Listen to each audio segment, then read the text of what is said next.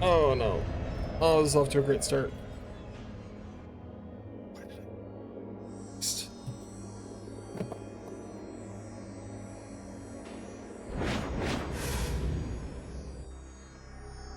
I fixed it.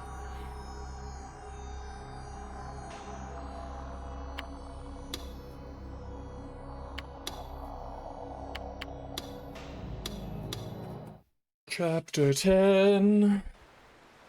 Alright, so we got 7 D swords on the board. I think I missed one last time. I'm not gonna go over them. 7. I think we got 7. I was standing on the water. The water was so clear it was almost transparent. It was shallow. It only came up to my ankles. It didn't feel cold. I could hear the intermittent sound of the waves.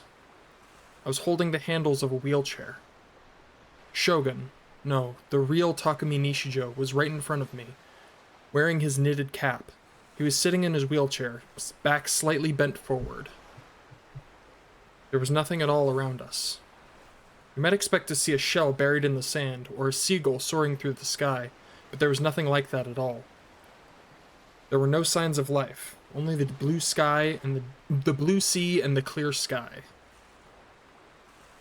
The world was flat and level, as far as I could see, extending all the way to the horizon. This wasn't the real world.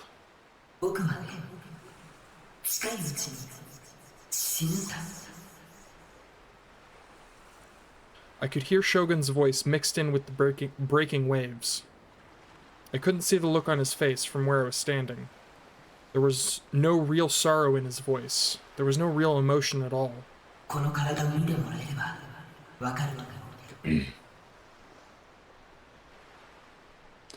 It was reed thin, small, covered in wrinkles. All his hair had fallen out.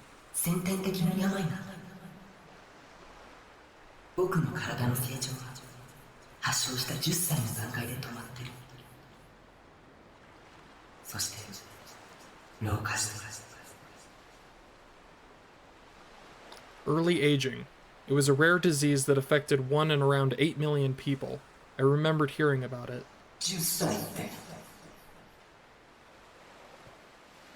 I remembered the terrible event I'd experienced around that age.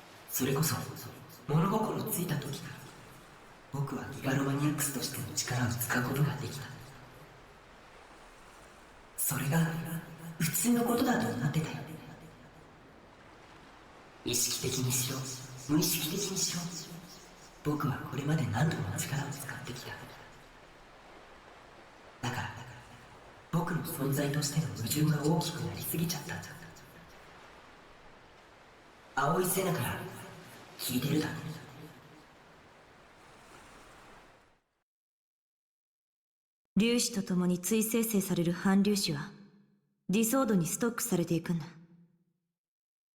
反粒子は数学的に言えば過去へ向かうものだから。ストックすればするほどギガロマニアックスには現在の状態とのズレが発生し、やがてその矛盾により存在としての自己崩壊へ至る。Yeah, she did say something like that, I think. I forgot. Shogun was unmoving in his wheelchair. What was he looking at? What could he see?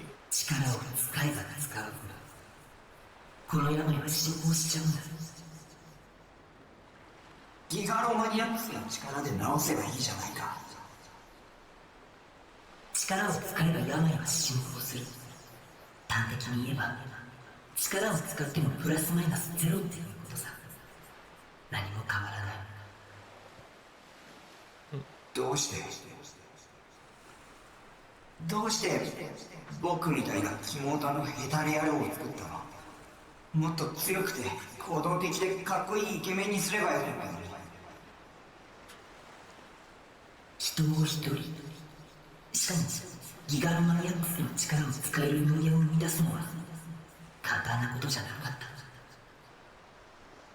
君を生み出したことで1年近く昏睡しちゃったくらいだ。僕は未完成だったってわけ。だからこそ君はとても人間らしい。フォローしなくてもいい。本心だよ。I sighed. I really did hate this guy. リミにはいつも力を使うなって怒られたよ。彼女は君を助けたいんでしょう。でも僕はリミの忠告に従うわけにはいかない。今の危機的状況は僕の IR2 がきっかけなんだから。IR2, the strange scribbling on the back of the essay. IR2 はある科学者の手に止まり、やがてのぞみテクノロジー社によって研究が始められた。それがプロジェクトノア。言ってみれば人工的にギガロマニアックスの能力を発生させる装置。僕が計画に気づくことができたのはリミと出会ったからなんだ。彼女がひどい拷問を受けていたのはそのプロジェクトの一環だった。ノアのシステムを効率化するために必要だったのがコード3。ギガロマニアックスが力を使う過程で放出する特殊な脳波のもの。それを手に入れるためにのぞみの社長ノロセはリミに過酷な拷問を加えた。強烈な負の感情を抱くときギガロマニアックスは力に覚醒し理想度を獲得するからね。Once again, I remembered what Senna said. バイオリズムの上昇によって中脳変影系ニューロンのドーパミンが過剰分泌されたとき理想度は現れる。それは危機的な状況や興奮、悲しみ、憎しみ、笑いなど人それぞれだ。ドーパミン分泌量が多ければそれだけ観測しやすくなる。君が僕にちょっかいをかけてきたのもそのため。君を覚醒させるためにだ。ごめん。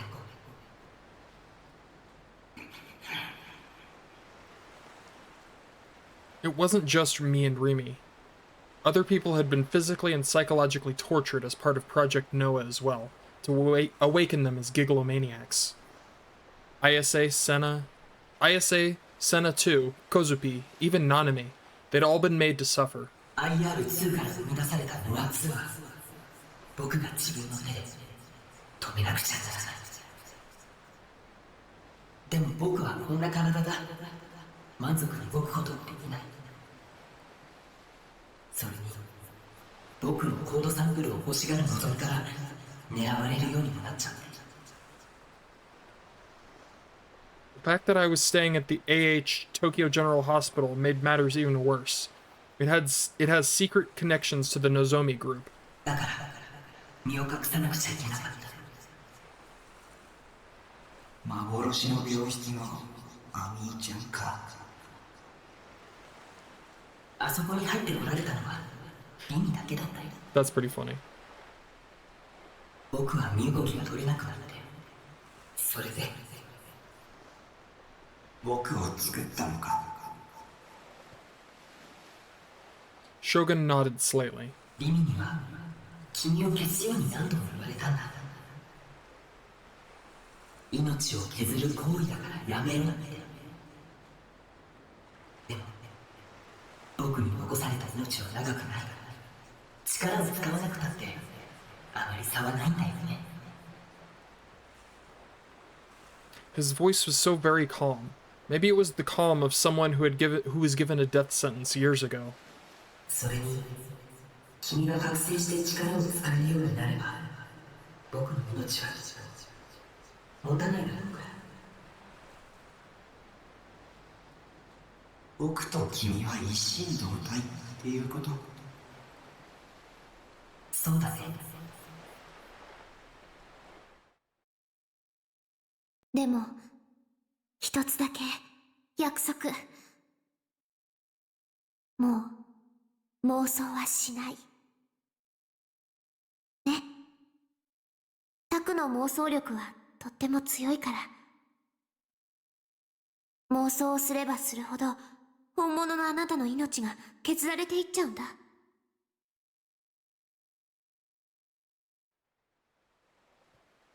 If I kept my promise to Remy, I wouldn't be able to go save her. Even if I tried, I'd be helpless to do anything. 君の命はあとどれぐらい持つ？きっと今日か明日までじゃないかな。そこまで。I was stunned. It was far less than I'd expected. 僕が覚醒しちゃったから。気にしなくていいよ。君の覚醒は僕にとって本望だから。君が死んだら僕はどうなる？君は僕と一心同体であると同時にリアルブートされたことによって現実の人間になった。生まれ方は特殊かもしれないけど君は人間だよ。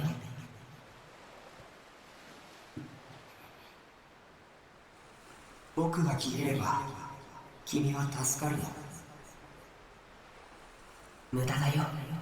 せいぜい寿命が数日から数週間伸びるぐらいじゃないかな。でもそんな愚かな選択肢を選ぶのはやめるんだ。君にはノア2を破壊してほしい。そのために力を使うことを遠慮しないでほしい。言われなくても分かってる。君に遠慮するほど僕はお人よしじゃない。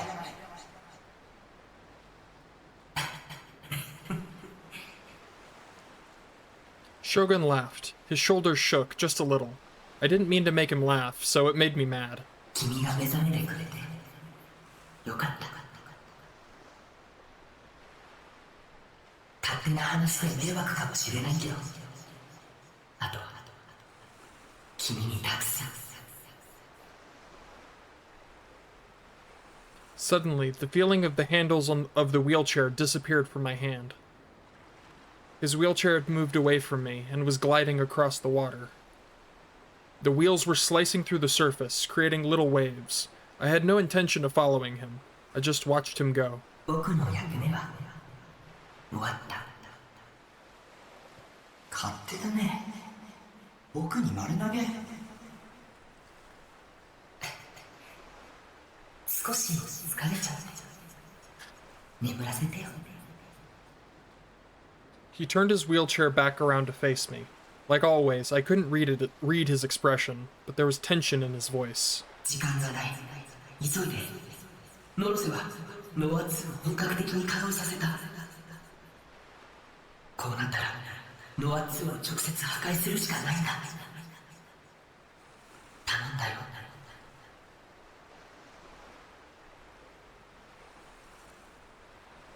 And then he disappeared, like he'd vanished in a fog. The colors of the mental world began to slowly fade. 君に頼まれる筋合いなんてない。僕自身が決めたことをやるだけ。The sound of the waves got further and further away. I took a good long look at the endless blue sky to burn it into my memory, like Remy had once done. And then I softly closed my eyes. Oof. That scene gave me some chills. That was... Oof. The serious-sounding voice of a newscaster was coming from the radio. 現在までに確認された死傷者の数は233人ですが、この数は最終的に3万人を超えるということです。気象庁の発表によりますと、今回の地震の規模は震度7、マグニチュードは 7.8 と関東大震災に匹敵する規模です。渋谷では建物の一部が倒壊し、大規模な陥没も発生している模様です。首都高渋谷線が高架の倒壊により全線通行止め。 Yeah, these Nozomi guys suck. では山手線など全線が運転を見合わせております。 There was a crackle of static before the voice on the radio vanished entirely. ダメだわ。また聞こえなくなった。For a second I was like, oh good, she's still alive, and then I remembered that Bon isn't. I mean, it's cool, I'm glad she's still alive, but it only reminded me of what has been lost, and I'm mad again. Momose picked up the old portable radio, shook it, and then smacked it a few times before letting out a big sigh. 古いから使い物にならないわね。 Oh, hey. She let out a forced smile and looked to the side. Next to her were a tired-looking Ayase Kishimoto and Yua Kusunoki. I can't tell if is she holding her phone or is she holding the sword? I assume she's holding her sword. Yeah, that's definitely her sword. She's holding it like she's holding a phone. Both Ayase and Yua's clothes were covered in dirt, and it was obvious how difficult it must have been for them to get this far. Oh, yeah. God, her sword is really cool, too. They're all so freaking cool. All the D-swords are so freaking cool. But the weapons in their hands, the D-swords, didn't have a speck of dust on them. Their cold light was as bright as ever. After the earthquake, Yua and Ayase had walked from Yoyogi to Shibuya, then headed to Friezia's office to meet with Momose. The three of them had waited at a spot near the office, whose building had been tilted badly during the earthquake and now seemed in danger of falling over, hoping that Bon would show up. Yeah, about that.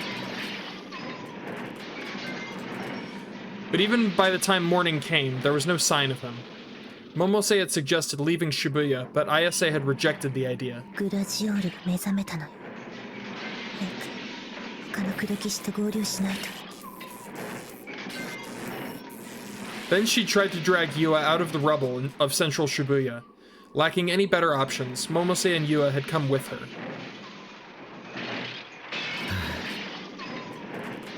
I mean, at this point, yeah, it is like, even if she does still sound crazy, like, at this point, they're like, alright, yeah, I mean, we'll go with it. It's better than doing nothing, right? That's really funny. It was 7 in the morning. The sun hadn't even been up for an hour yet. There was no sign whatsoever of crisp morning air. Nightfall had hidden the full extent of yesterday's disaster, but now the dawn's light was beginning to expose it, and they were in the middle of it. Shibuya was a scene from a nightmare. Huge cracks had appeared in the roads, and their asphalt had bulged up from beneath the ground. Several buildings had fallen over, burying the streets around them in rubble.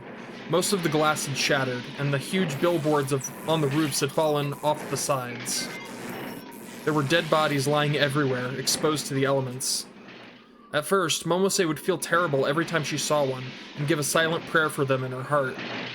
But there were so many that she soon had to force herself not to think about them. If she did, it would break her. Once in a while, she'd pass by someone else.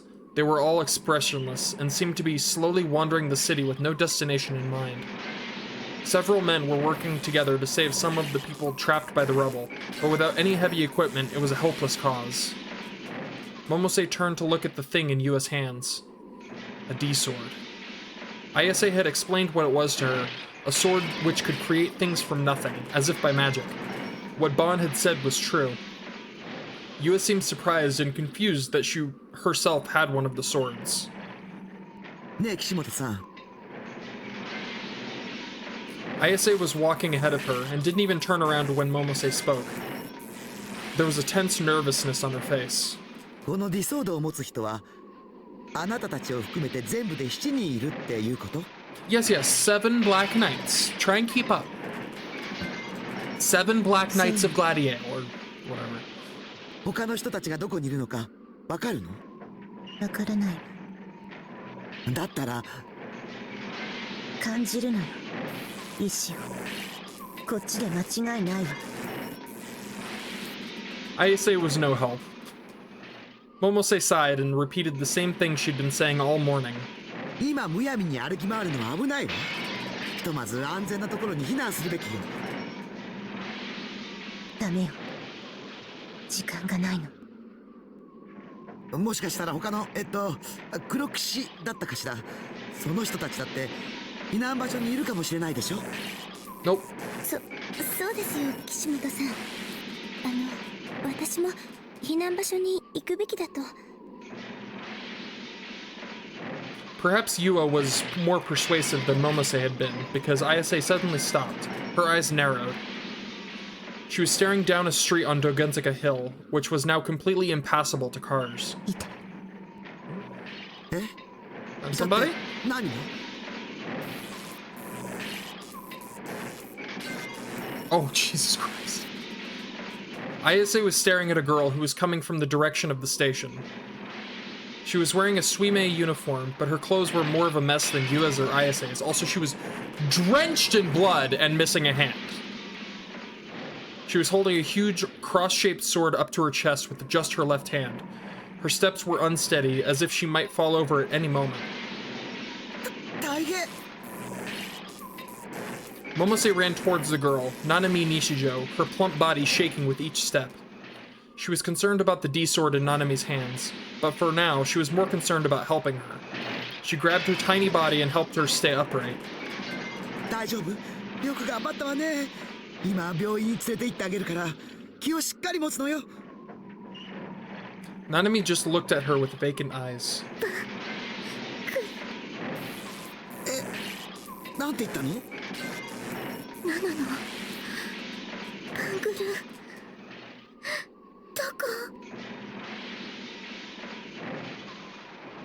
？Yua and Ayase ran up to her as well, just a moment after Momose. この子、西条くんの妹さんです。そう。黒騎士の資格があるのも頷けるわ。匠の妹ね。二人ともこの子を運ぶのを手伝って。なんとか病院に連れて行かないと。痛い。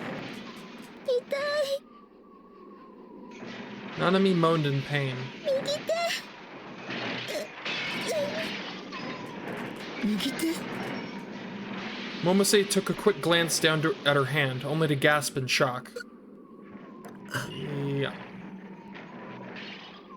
だって一人こんな。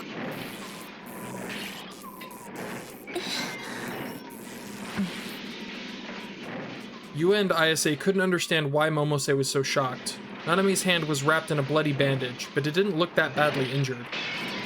But to Momose's eyes, her arm ended in a bloody stump at the wrist. It had been sewn up, but the wound had opened. Ayase tried to grab hold of Nanami's right hand at the fingers, a blank expression on her face, but the hand passed through empty air.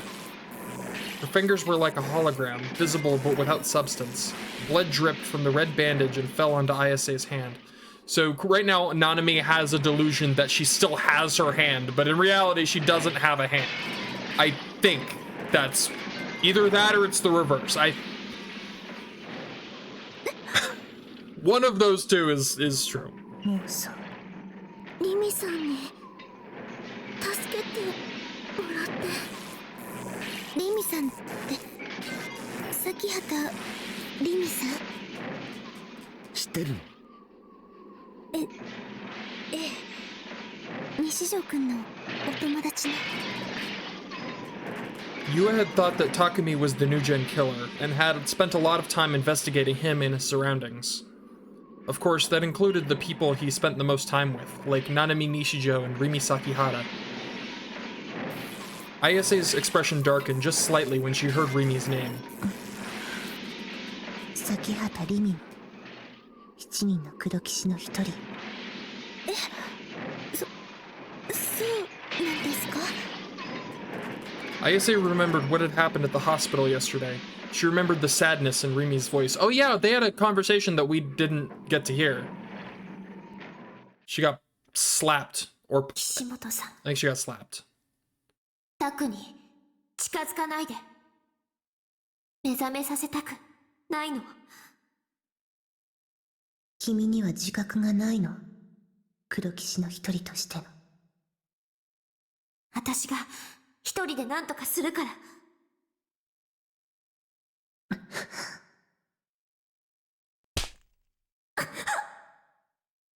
とても美しいわ、その思いは。でもそれは大いなる意志の望むことじゃない。私 Alright. も望んでいないわ。あなた一人に全てを背負わせるなんて。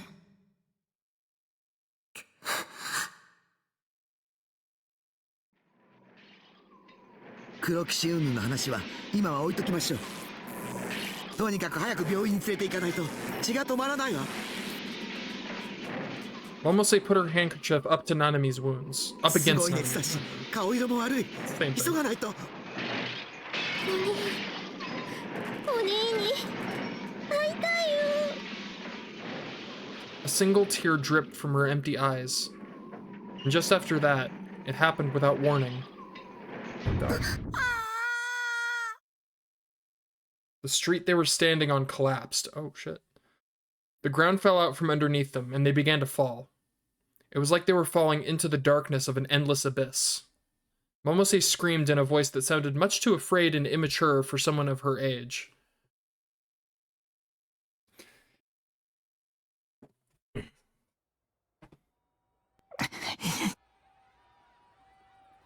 I looked up and saw a thick layer of clouds. At some point, the night had ended. There was no sign of a blue sky. The sky was depressing, dull, dark, and gray. In the distance, I could hear the ear-splitting sound of an ambulance and fire engine sirens. I could see helicopters circling in the sky above. There were so many, like flies. My head ached. It was like there was a road construction crew working overtime inside my skull. The pain was even worse than it had been during the last earthquake. I tried to remember what had happened just before my memories went blank. The white sky, what Shogun had called the third melt. I sat up, trying to ignore the pain from my headache, and was shocked by what I saw.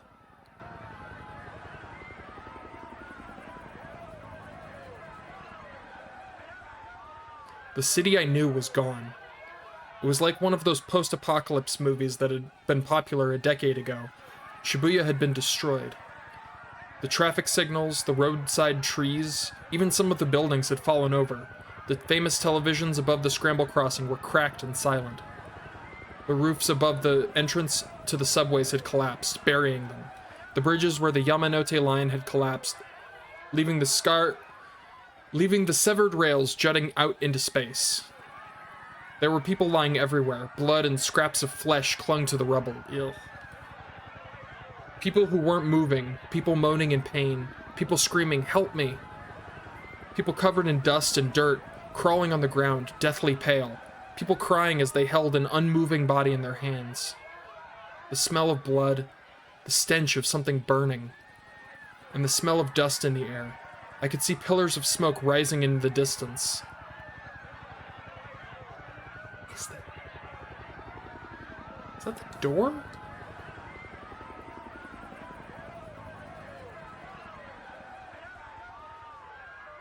Someone may be at the door, I don't know.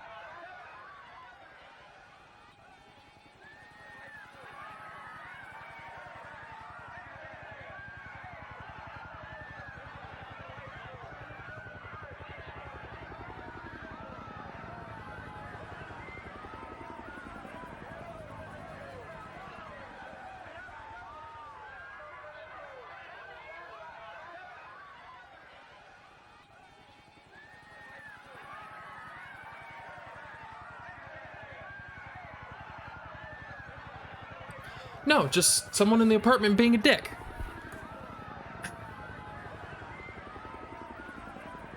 So, this was the power of Noah too. I felt a wave of terror wash over me. It was a weapon of mass destruction. I finally understood why Shogun was so desperate to stop it. Wait, where was Shogun? I came back to my senses and looked around. I could see a badly bent wheelchair right next to me.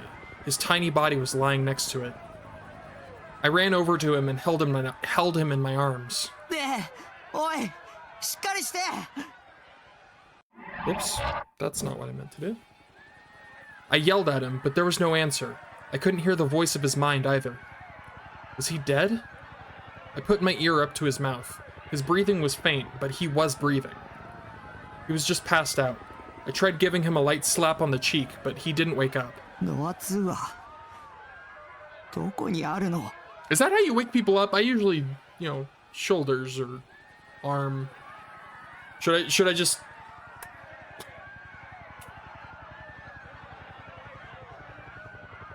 Unless I knew that, I couldn't even go save Rimi and Nanami. I should have asked Shogun to tell me earlier. I took my phone out from my pocket. But the battery was dead, and nothing I did could make it turn on now. It was useless now. Was there anybody besides Shogun who would know? Think. There's no time to waste. That Norose guy might decide to kill Rimi at any minute. Who else out there was out there who knew about Noah too, and who could help me?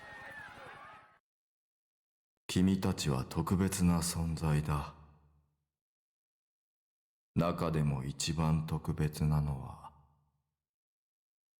その目、誰の目を生み落とした少年。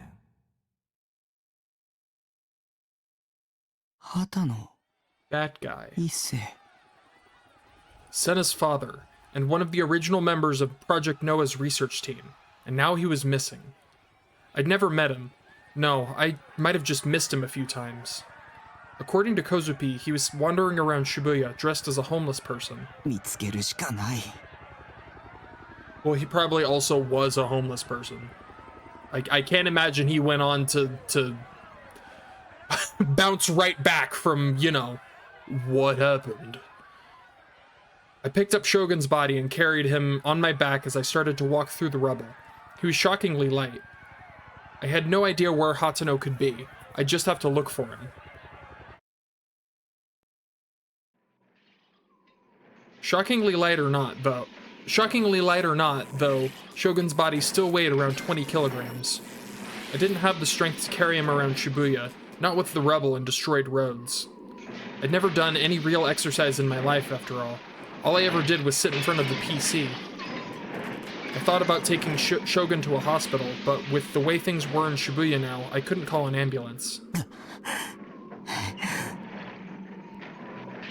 I ran out of strength halfway up one of the less steep hills in Dogenzaka. I was out of breath and my body was pouring with sweat. I wiped the sweat from my brow and stopped to catch my breath.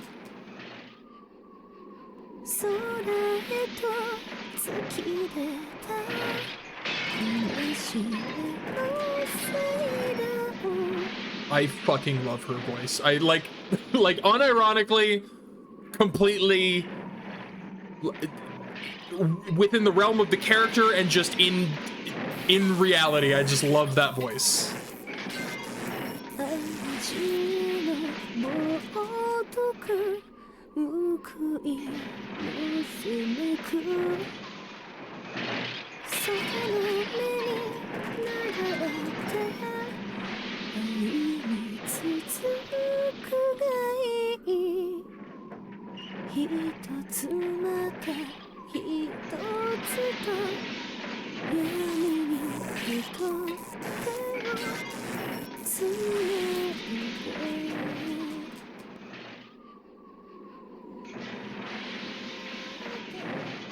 And then I could hear a faint voice.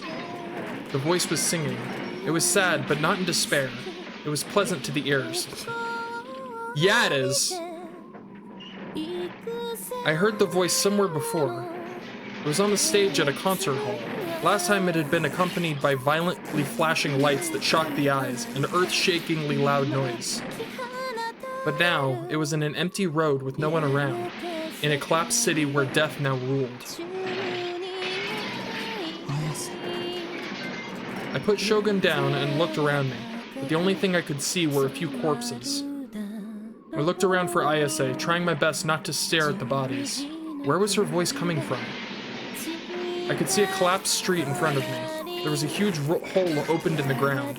If I remembered right, the subway ran under this street.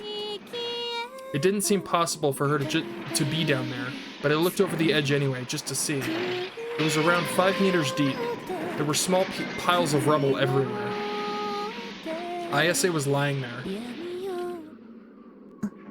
I love her so much. Ground collapses out. Everybody falls. You're trapped in a pit, laying on the ground. For all I know, her legs are broken. Just singing. That's she's great.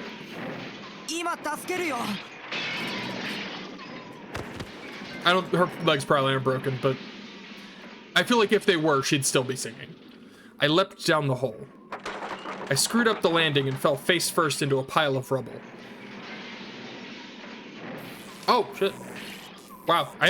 Ayase's leg was pinned by a large lump of concrete, and she couldn't move. I tried to get it off of her, but it was too heavy for me to even budge it by myself. Yeah, she's just singing. She's great.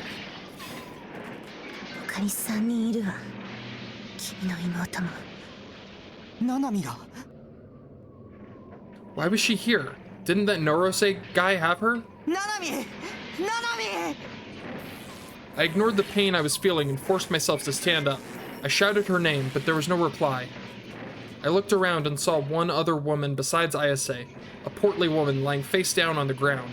She wasn't moving, but I also couldn't see any injuries. She was probably just passed out. I couldn't see Nanami or the other person. Maybe they'd been buried alive. I needed to do something, fast.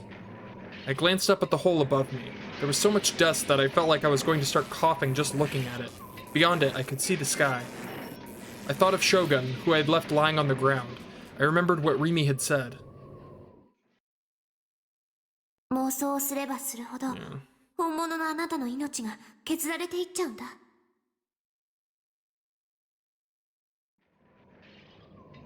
But there was no time to waste.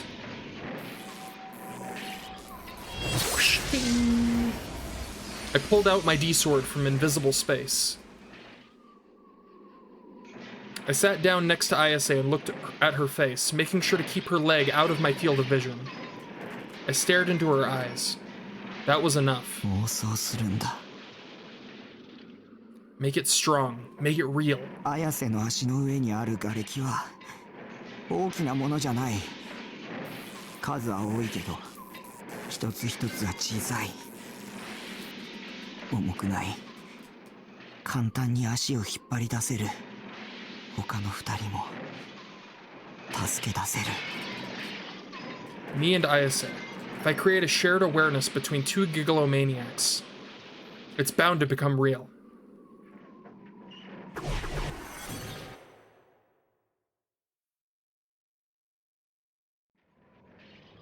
Ayase smiled in relief. Her fingers gently stroked my cheek. グラジオールの導きね。君がここに来てくれたの。 Heck yeah! Go Gladiator! You're the best. I blinked and looked up, trembling. The huge block of concrete that was crushing her leg had turned into a bunch of tiny chunks, just like in my delusion. I moved a few of them aside, and she was free. I hadn't for a moment thought that it would work this well. She sat up and rubbed her ankle. Fortunately, she didn't seem to be badly injured. 綾瀬の歌が聞こえたんだ。それに導かれたんだよ。そう。よかった。歌い続けてきた。That's so wholesome. I lent Ayase a hand to help her to her feet and looked around us. ナナミは I still couldn't see my sister. Had the delusion failed? Or was she already... I just started to get worried. I heard a voice. I looked in the direction it was coming from and saw a hand poking out from the rubble. I grabbed the hand by the fingers and looked through the gaps in the rubble. Oh yeah. The gap formed a small tunnel. At the end of it was a girl in glasses. I recognized her. We did not have a good history. It felt like it had been a long time since I'd seen Yua. I think it has. I think the last time was the big accusation, right? The big, like, you're the killer, stop doing it. That was a long time ago. I don't know if it was actually, like, in actual time was that long ago, but it was like 7 chapters or something like that. ついさっきまで全く身動きが取れなかったんですけど。 She looked away, sounding slightly apologetic. 手をしっかり掴んでて。 I gripped her hand harder, and then I yanked as hard as I could to pull her out of the rubble. Ayase helped too. Together, we were able to pull her out without too much trouble at all.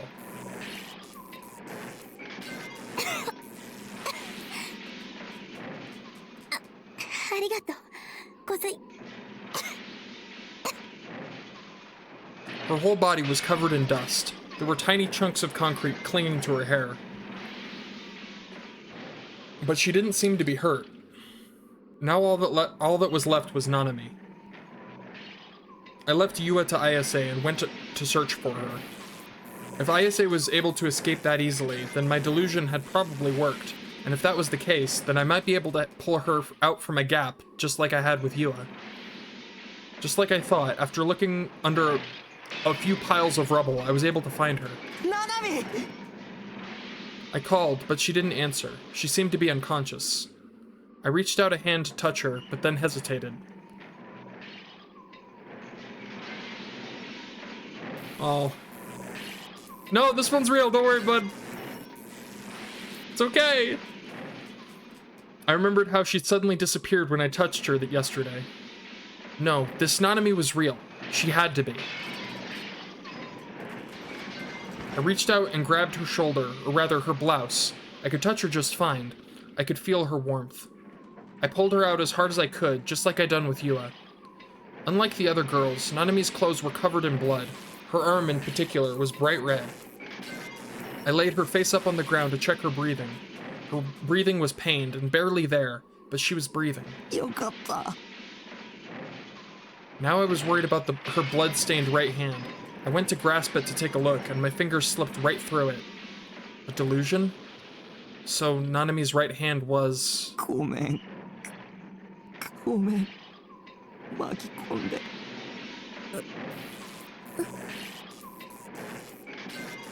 Nanami let out a soft moan. Her face was covered in dust. I put a hand up to her cheek and softly ran my hand along it. Her eyes opened just a little. Her gaze wandered about the room for a second before she saw me. ナナミ。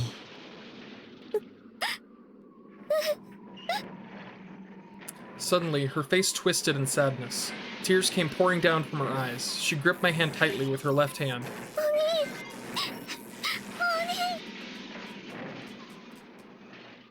She pleaded with me in a whisper, but I just shook my head a little. ナナミの本当のお兄は僕じゃないよ。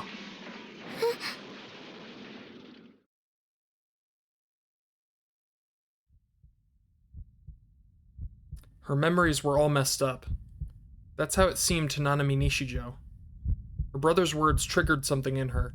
It suddenly felt like she had 2 brothers. Yeah, that's gotta be weird. Also, I'm still not 100% sure if the Nanami that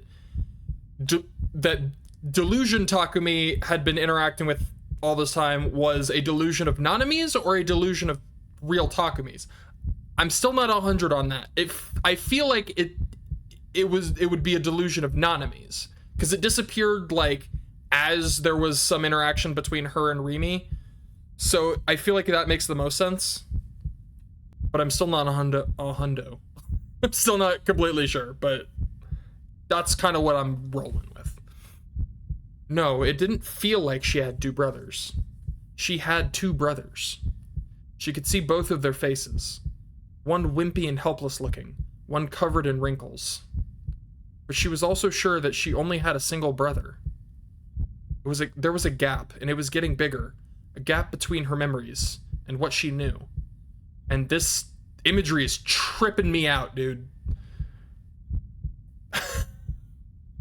What was real? What wasn't? She didn't know, and it scared her. She tried to empty out her mind. And suddenly, her own words came back to her, like a rippling on the water. I have to be the big sister now.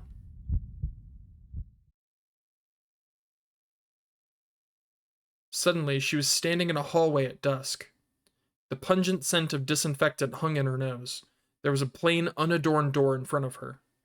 She was holding its handle, and then, without any conscious intent on her part, her hand opened the door.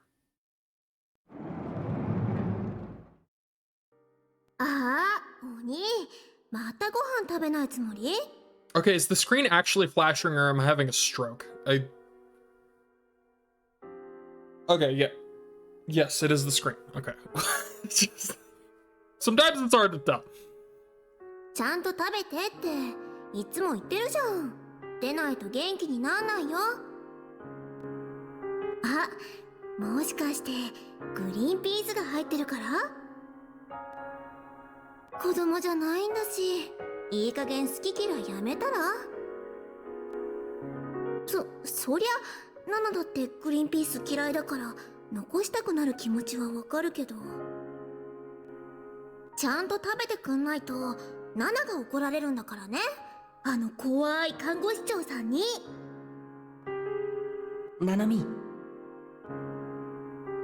何？今まで辛く当たってごめん。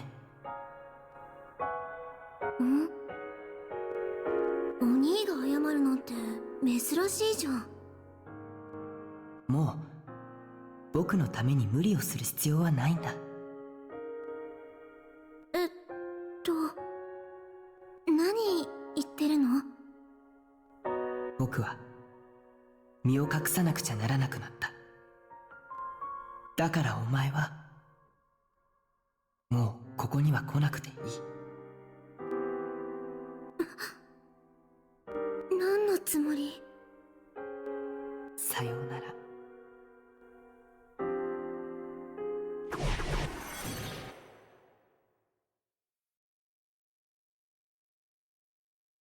Her memories ended there. The fact that she'd had an older brother, a real one. The fact that he was badly ill, and that she'd spent years taking care of him. The fact that she'd always tried to have her act together, to be strong. All of these things had vanished from her memories for the past year and a half. The memories had been hidden from her. I'm not actually crying this time, my eyes are... it's been a long day. My eyes are starting to wear out. Trust me, if I was crying, you'd know. I do that. Her brother was in their place were other memories. Her brother was healthy and lived alone in Shibuya. Her mom had asked her to go check up on him every once in a while, and so she'd go to his place after school. This had been her habit for a long time. It was normal in her family. And she'd never doubted these memories. どうしてナナは忘れちゃってたんだろう。30 minutes after she was rescued from being buried alive, Nanami was finally reunited with her real brother. He was lying on the road. He was breathing but unconscious. His body was small, thin, and covered in wrinkles. He looked so weak.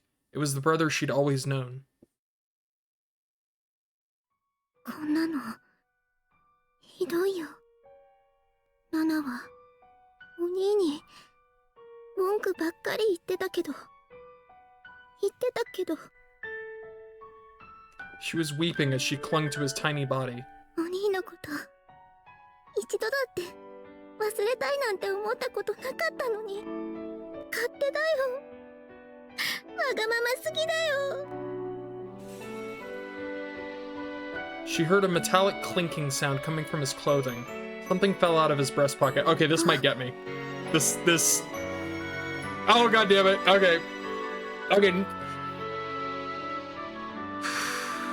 Why did I say anything about crying? I jinxed myself. Fuck. Nope, this will not break me. It was what she'd sought for so long. It was what she'd lost when they'd taken her right hand. A cheap bangle with a snowflake design. She'd stared at his face, confused, but his wrinkles eyed stayed shut.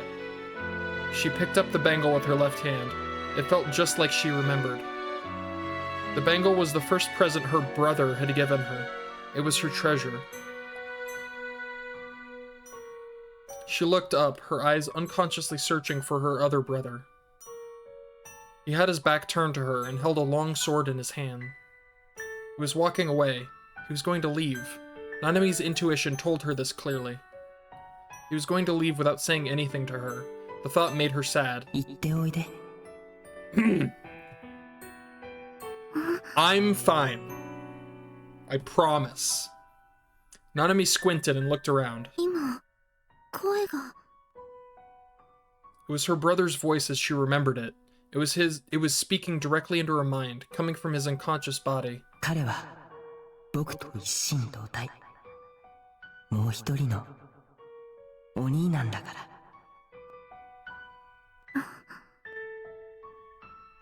Whether it was her brother's voice or just her own imaginings, Nanami couldn't tell.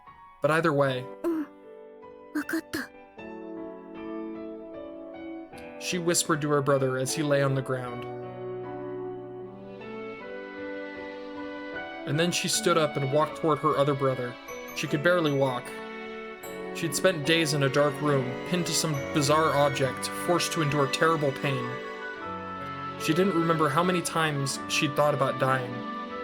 Her right hand, especially, had a constant pain, like someone had torn clean through the bone with a huge saw. It felt like there was no hand there, but when she looked, she could see one. The confused sensations were driving her insane. Mentally and physically, she was exhausted. If she wasn't careful, she might collapse here, unable to take another step. That's why it took all of her strength and effort to even stretch out her hand. But she wanted to stop him from going, no matter how hard it was for her to do. 待って。 She just barely squeezed out the word, but he heard it. He stopped and turned back to her. She'd succeeded in keeping him from leaving, but now she wasn't sure what to say. The reality was that this boy wasn't her brother, but her mind kept telling her he was. The two feelings got mixed together in her head, and she couldn't separate them. But the bangle she held in her left hand, it felt cold to the touch, but the fact that it was a present from her warmed her heart. Present from him warmed her heart.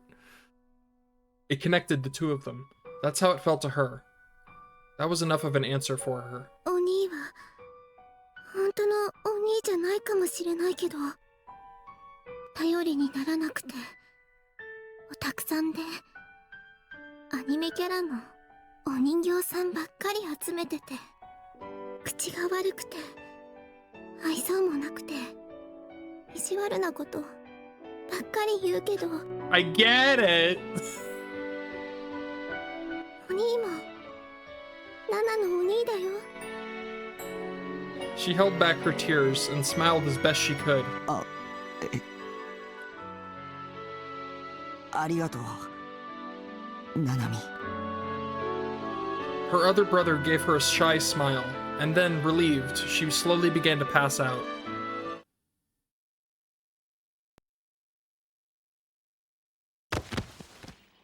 Nanami staggered like she was about to fall. I quickly ran over to grab her.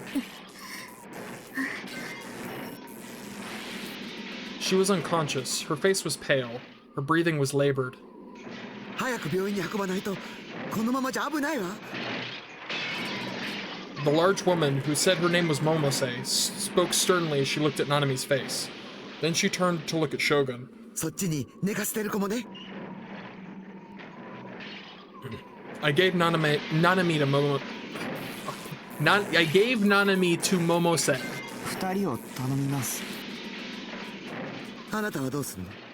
探さなくちゃいけない人がいて。 I needed the location of Noah too. I'd asked Nanami, but she wasn't sure where they'd been holding her. My one chance was to find the man named Hatano. 必要なことなのね。グラジオールを倒すために。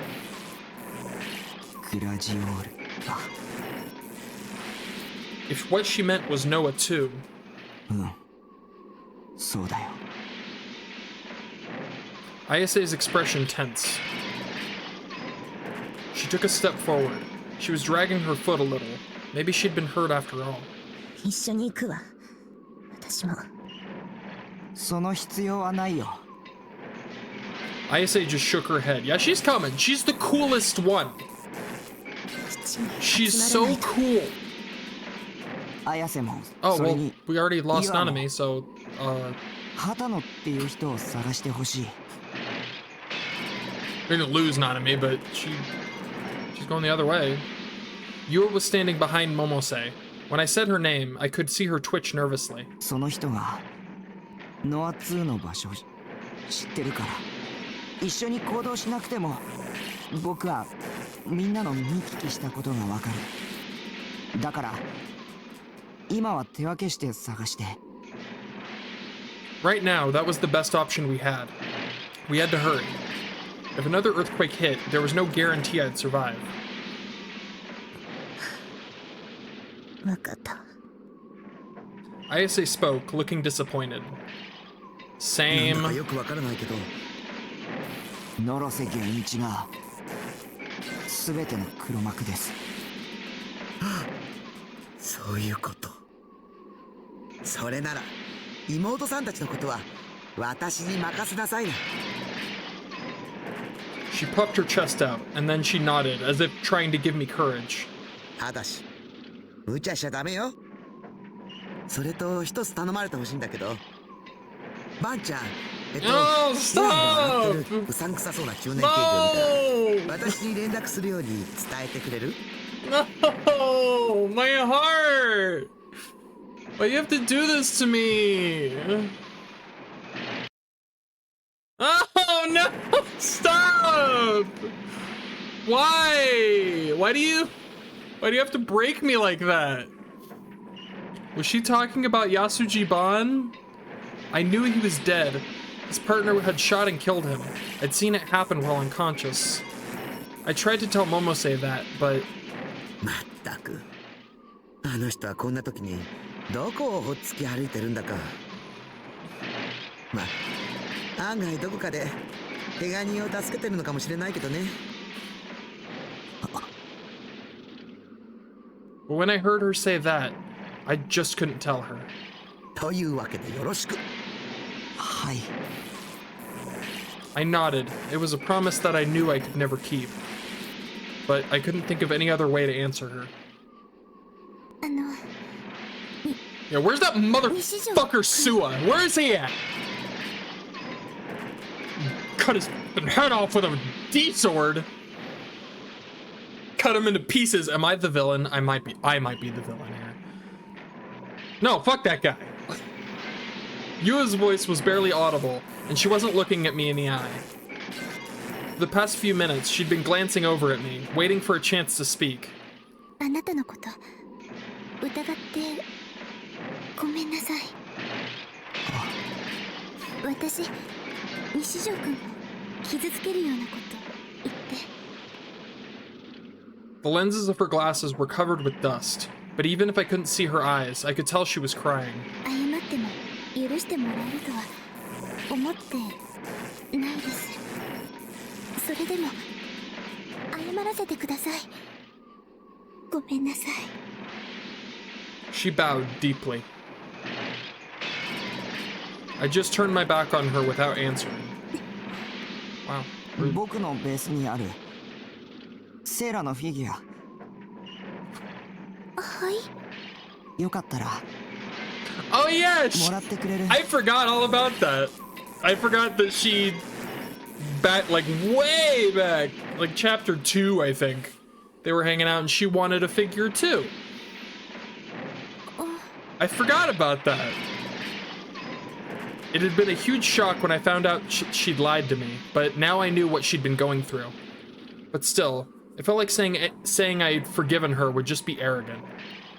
I'd always thought of her as my enemy. I wasn't entitled to an apology, and didn't have the right to forgive her.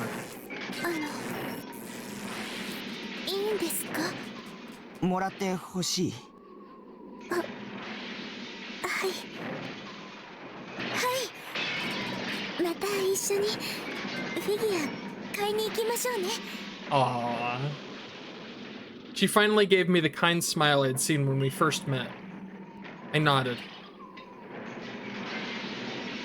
And then glanced over at Ayase and Momose too. And finally, I took one long look at Nanami and Shogun. And then I started to walk, alone, through the piles of rubble.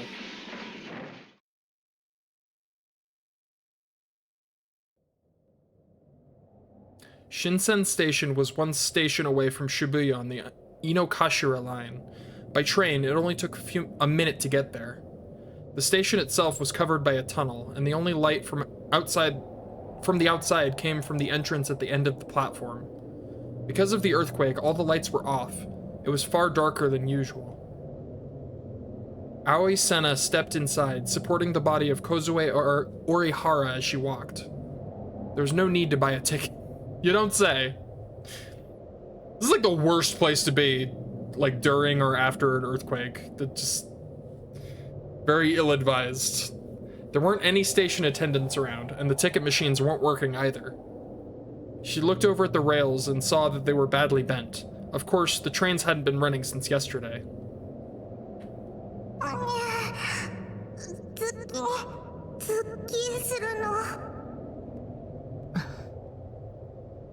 Kozue's left leg was covered in blood. She'd cut it badly on glass during the earthquake. Sena had tried to stop the bleeding with a towel, but the cut turned out to be deeper than she'd thought. Kozue was going to need real medical attention. Gigalomaniac powers couldn't heal injuries. The pain made your brain realize the injury was real, whether you wanted it to or not. You couldn't create a shared awareness that the injury didn't exist. You couldn't make it so that it never happened. Your human instincts wouldn't let you.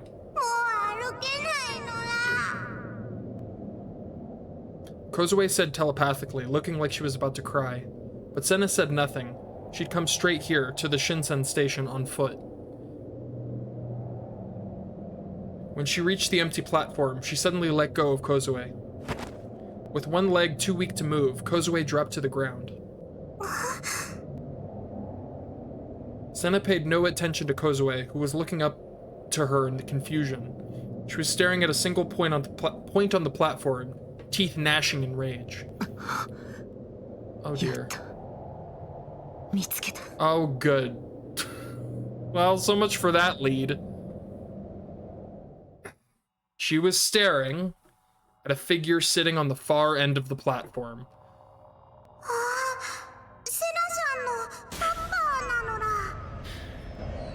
Oh boy.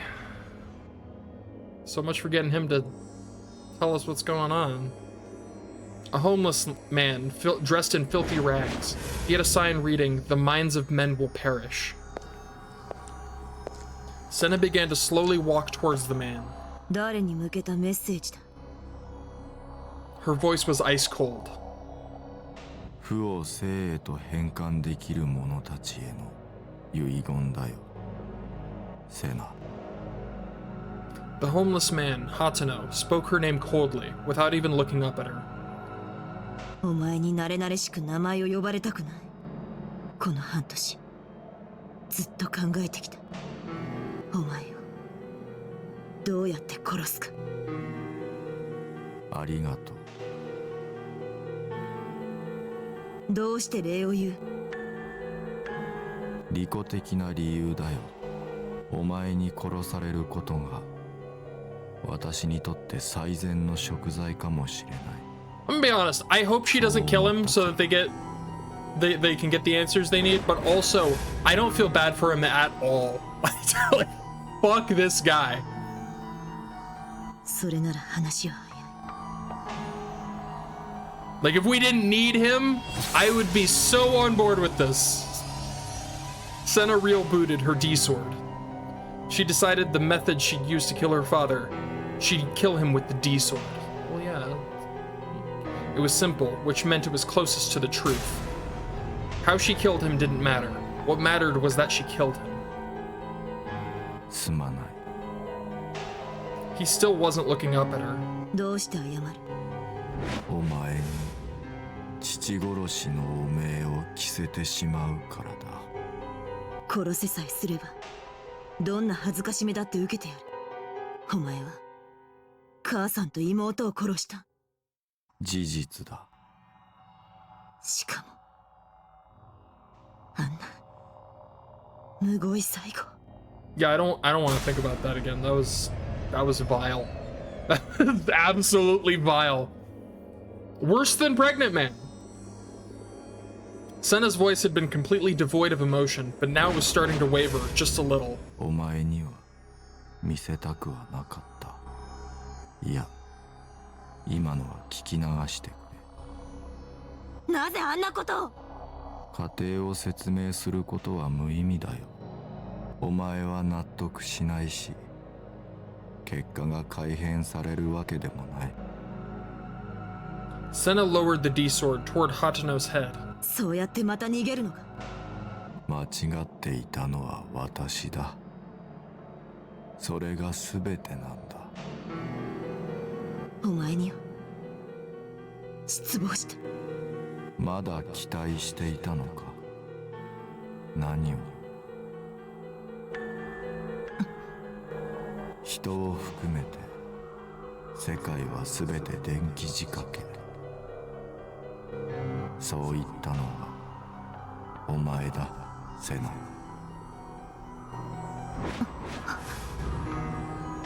Senna's shoulders were shaking. For almost 3 years, ever since Hatano had begun the Mana Project, the two of them had barely seen each other, and yet he'd seen through her almost instantly. Something felt wrong, but the uncertainty in her heart turned into raging anger that threatened to make her lose control. セナ、惑わされるな。電気仕掛けならば、お前のその私を恨む感情もまた、ただの電気信号でしかない。Hatano kept talking. Senna tried to force herself to calm down. Calm down. お前の言葉なんか無効だ。あまり感情的な行動をとるな。でなければ、お前は矛盾する。その言葉を受け取ってはいけない。精神攻撃だ。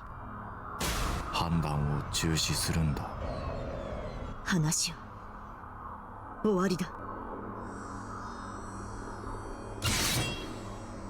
Senna went to raise her D-sword. Is he like... He's saying half the things he's saying he's actually saying, and like the other half is like Noah bullshit?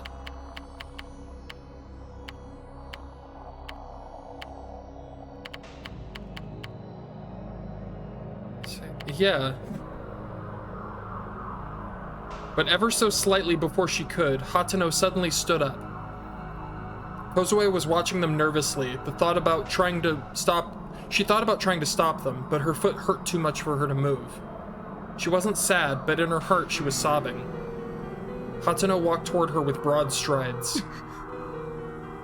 Senna was slow to react, so she changed her stance to strike him when he got close, but when she went to move, she slipped on some loose stones. She lost her balance. Her uncertainty was showing in her movements. The sharpness had disappeared from her demeanor. She was afraid. Hating her father was how she kept herself from spiraling out of control. But now that she was face to face with him, she was afraid of confronting him. She didn't know why, but she was sure that what he'd said a moment ago was the cause. Hatano was running at her with incredible speed.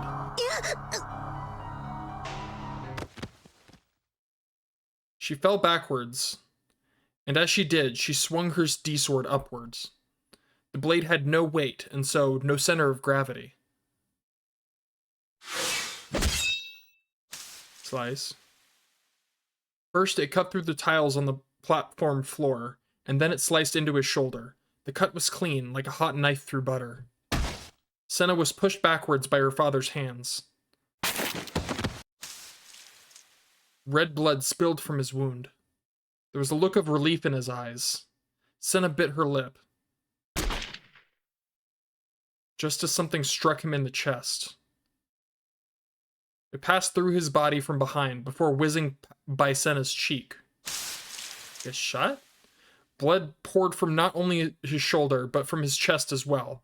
The crimson liquid spurting from the wound splashed onto Senna's face. A bullet? Senna had fallen flat on her back. She looked up quickly and tried to find the man who'd fired the gun.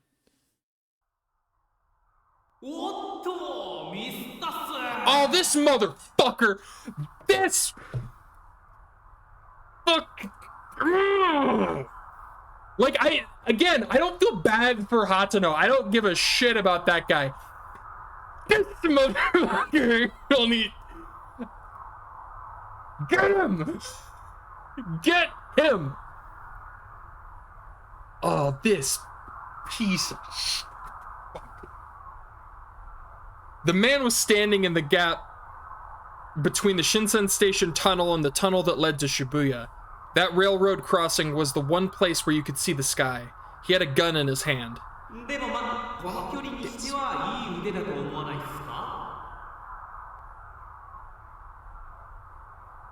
Senna's father fell down next to her. His chest was already covered in blood. Had he protected me? Me, of all people? Senna looked in disbelief at the blood spreading across the station floor's tiles. Station's floor tiles. Station floor's tiles. Her father whispered with his dying breaths.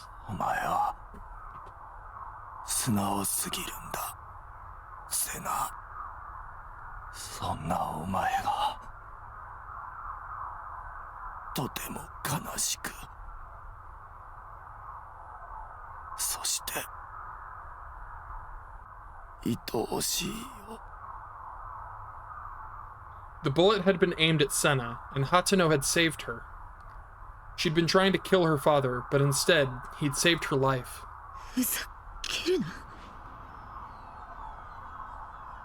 Senna's grip on the blade tightened. Shut up! Shut up! Oh my god, A strange noise was echoing across the platform. Senna instantly realized that it was being caused by Noah too. How long had it been there? She felt infuriated. Infuriated at the man with the gun who'd interrupted her after she'd finally found her father.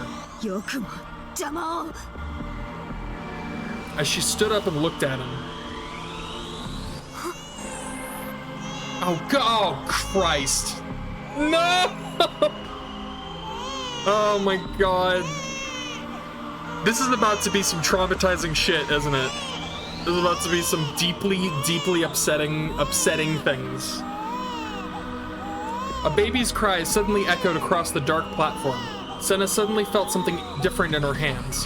For some reason, instead of a sword, she was holding the rotted, desiccated corpse of a baby. Good! She threw it away. But then she realized it was her own sister who she'd seen just one time. Senna began to vomit. No, to feel uncertain once more. She couldn't take her eyes off of it. She couldn't forgive herself for throwing away her little sister, for finding her appearance disgusting.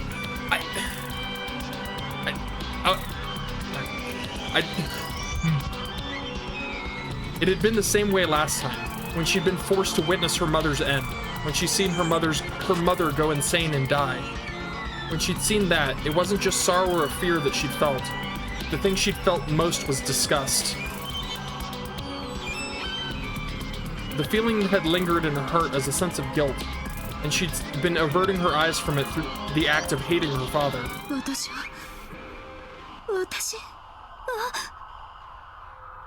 Even if her mind knew this was a delusion, the feelings she'd locked away inside her mind had awakened, and she was paralyzed by them.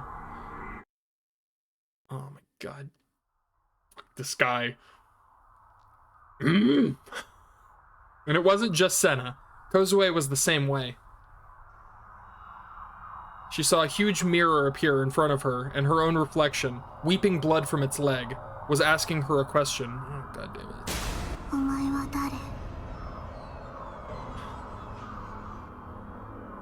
Kozue was frozen in terror. Huge tears rolled down her face. The wound she wanted to forget, the past she didn't want to remember. Rotted tears were pouring up from her heart. She wanted to run away. She wanted to look away, so she wouldn't have to see the mirror. But her body wouldn't move the way she wanted. The girl in the reflection wasn't crying at all. お前は誰？お前は誰？お前は誰？お前は誰？お前は誰？お前は誰？お前は誰？お前は誰？お前は誰？お前は誰？お前は誰？お前は誰？お前は誰？ Jesus Christ, take a breath. 私は誰？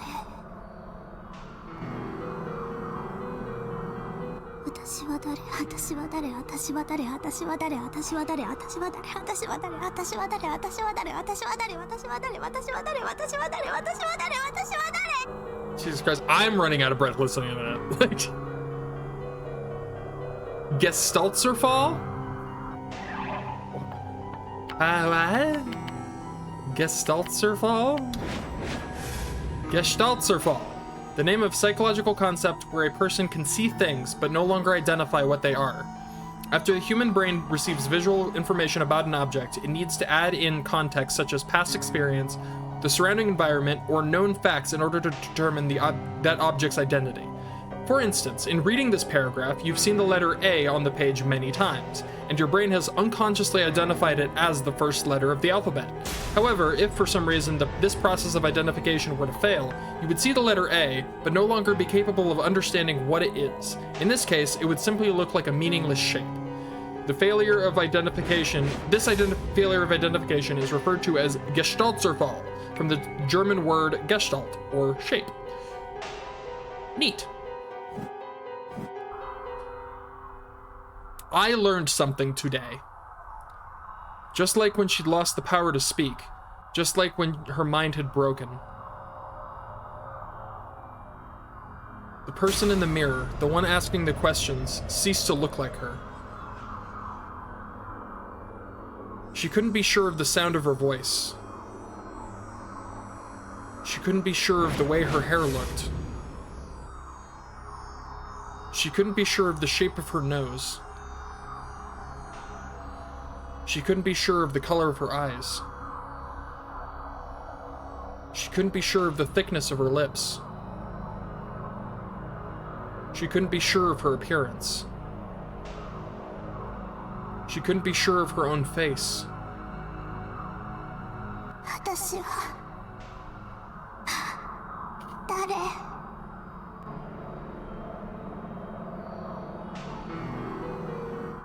君はコズピーだよ。 Oh yeah. Takumi jumping in to the rescue. I hope. The vision of herself in the mirror, which had threatened to split into countless fragments, was frozen in place by the sudden voice. 私はコズピー。 Yeah. 私は Yeah! Begone, trauma, with the power of will! Her identity solidified once more. Kozue came back to her senses. The huge mirror in front of her shattered. Kozue searched for the voice who had... Kozue searched for the voice of the one who'd saved her. And there, in the corridor leading to the turnstiles, she saw him. She screamed his name with the voice she'd thought she lost forever. Her real voice. Oh!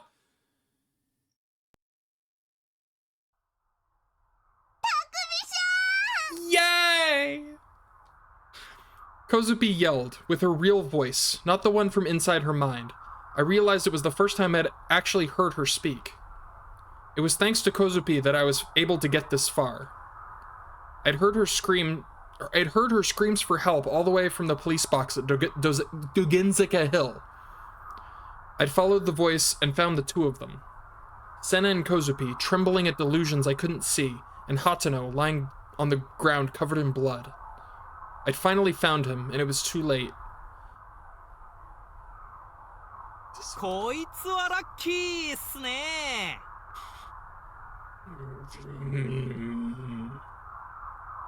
A man was standing near the railway crossing, holding a gun. He was spinning it with his fingers, like some kind of Old West gunman. The man was wearing a suit, but he also had a backpack on too. The machine inside was making an awful noise. Mamoru Suwa, a detective assigned to Section 1 of the Metropolitan... Oh my god, I can read this word! A detective assigned to Section 1 of the Metropolitan Police. Yes. I'd met him before. He's a real piece of shit! And I knew what he'd done. もともとは目障りな畑の親子を処分しに来たんすけどね。西条くん、君が自分から火に飛び込んできてくれて感謝感激っす。君を見かけたら捕まえろってことになってるんすよ。誰に？内緒っす。He had a grin on his face. The way he smiled reminded me of Bon, his partner. But the difference was this. Bon's smile was an act, either to make someone let their guard down or just piss them off. But Sua's sly grin was a reflection of who he really was. あんたはノロセの居場所を知ってる？西条くんさ。Sua shook his head and sighed. 口の利き方に気をつけてほしいっすね。自分の方が年上っすよ。Fuck you! And your respect! Get out of here! バンっていう人を殺したのはあんただ。だから刑事のくせに人を殺すなんて。君には言われたくないっす。I clenched my D-sword tighter. あんたみたいなやつに敬語を使う義理なんてないよ。Hell yeah! Hell! そんな舐めた口聞いていいんすか？殺すぞ、童貞野郎。Ooh, you got me. I don't know why that, like, it's such a juvenile insult in such a, like, a tense situation. It just, that's really funny. Even from this distance, I could see it clearly. The way the smile disappeared from his face. And then, without taking a step from where he was, he waved the hand that wasn't holding the gun. You throw a knife? An impact, pain, a sudden sensation. I looked in surprise at my shoulder and saw a cross-shaped object I recognized sticking out of it. Oh, fuck. No, it wasn't a cross, it was a stake.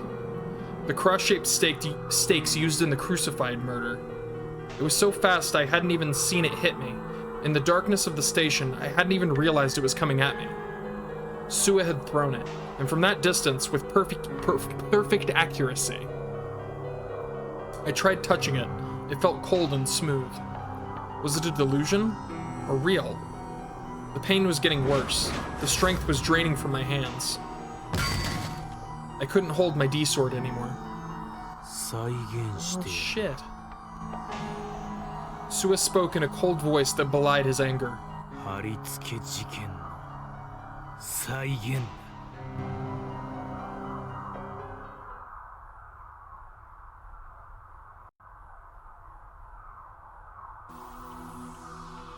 Another of the cross-shaped stakes appeared in Sua's hands. I like how there was a transition to the same scene, just minus a Sua. Did they need the... Wait, we're jamming. He flung it at Takumi Nishijo, barely keeping his raging anger in check. The stake ignored... Oh my god. Drums. The stake ignored air resistances, and all other physical laws.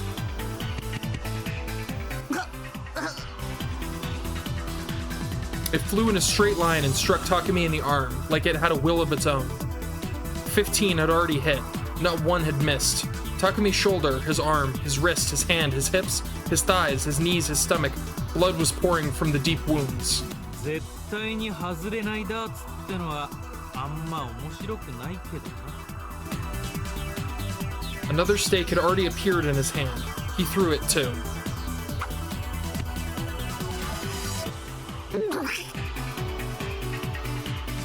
自分が万能の神になったような気がするんだ。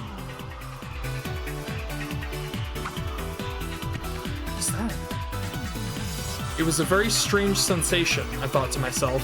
He can't even hear me, Sua thought. Oh my god. Double perspective? What is this? The pain from each stake felt real to me. Sua threw another stake at the helpless Takumi. 俺はただの人間だけどな。お前らと同等の力を手に入れ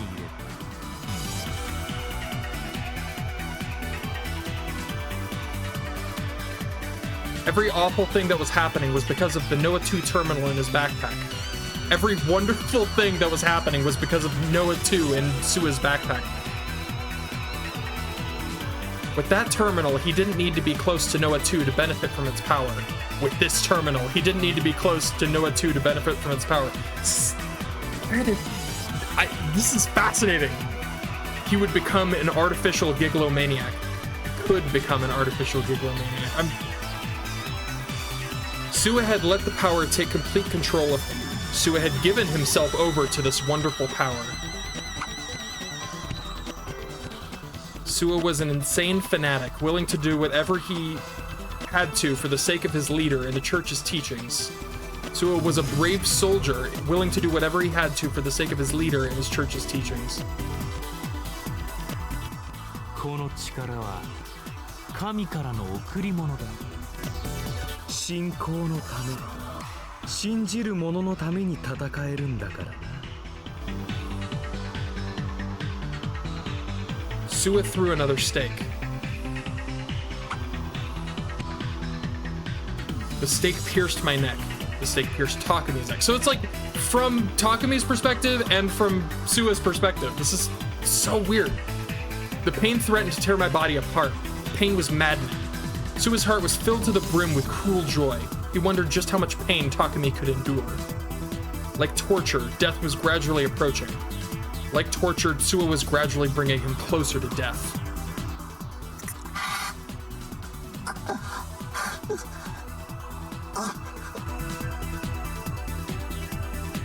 I was helpless to resist. I tried to force what strength I had left in my legs to keep from falling over. Takumi was helpless to resist, but he didn't fall over. More and more stakes hit my body. Sua flung more and more stakes at his body. My chest, my stomach, my nails, everywhere on my body. Takumi's chest, his stomach, his nails, everywhere on his body. The thick, sharp stakes kept hitting me without mercy.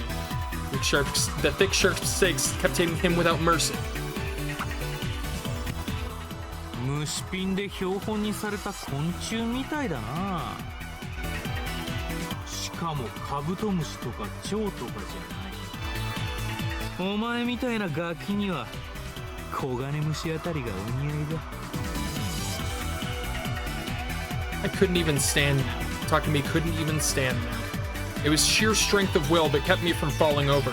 Sua couldn't understand how he hadn't fallen over yet. But I wouldn't last much longer. But he probably wouldn't last much longer. I couldn't see. It was like there were censorship bars over my vision. His eyes were empty. He probably couldn't see anything anymore. 遺言があるならいいな。ただし20時以内だ。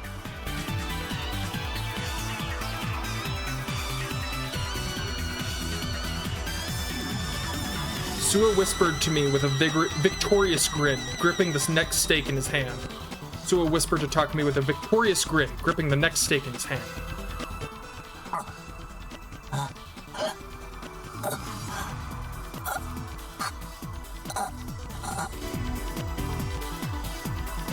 The next one would kill me. The next one would kill him. さっき童貞やろうって言った。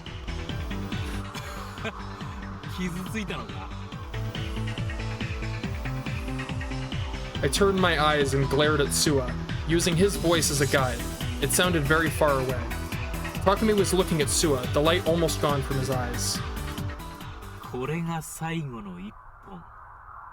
信仰の救いはお前にはやらねえよ。I could sense the stake Sua threw, ripping through the air in front of me. Sua flung the stake in his hands. 知ってる。The stake would be the fatal one. This stake would be the one that delivered the promised gospel. It's the same thing. Jesus Christ. And the one it would kill was... Then you're like swap places. 皇帝の妄想力はすごいんだ。There was a dull thud.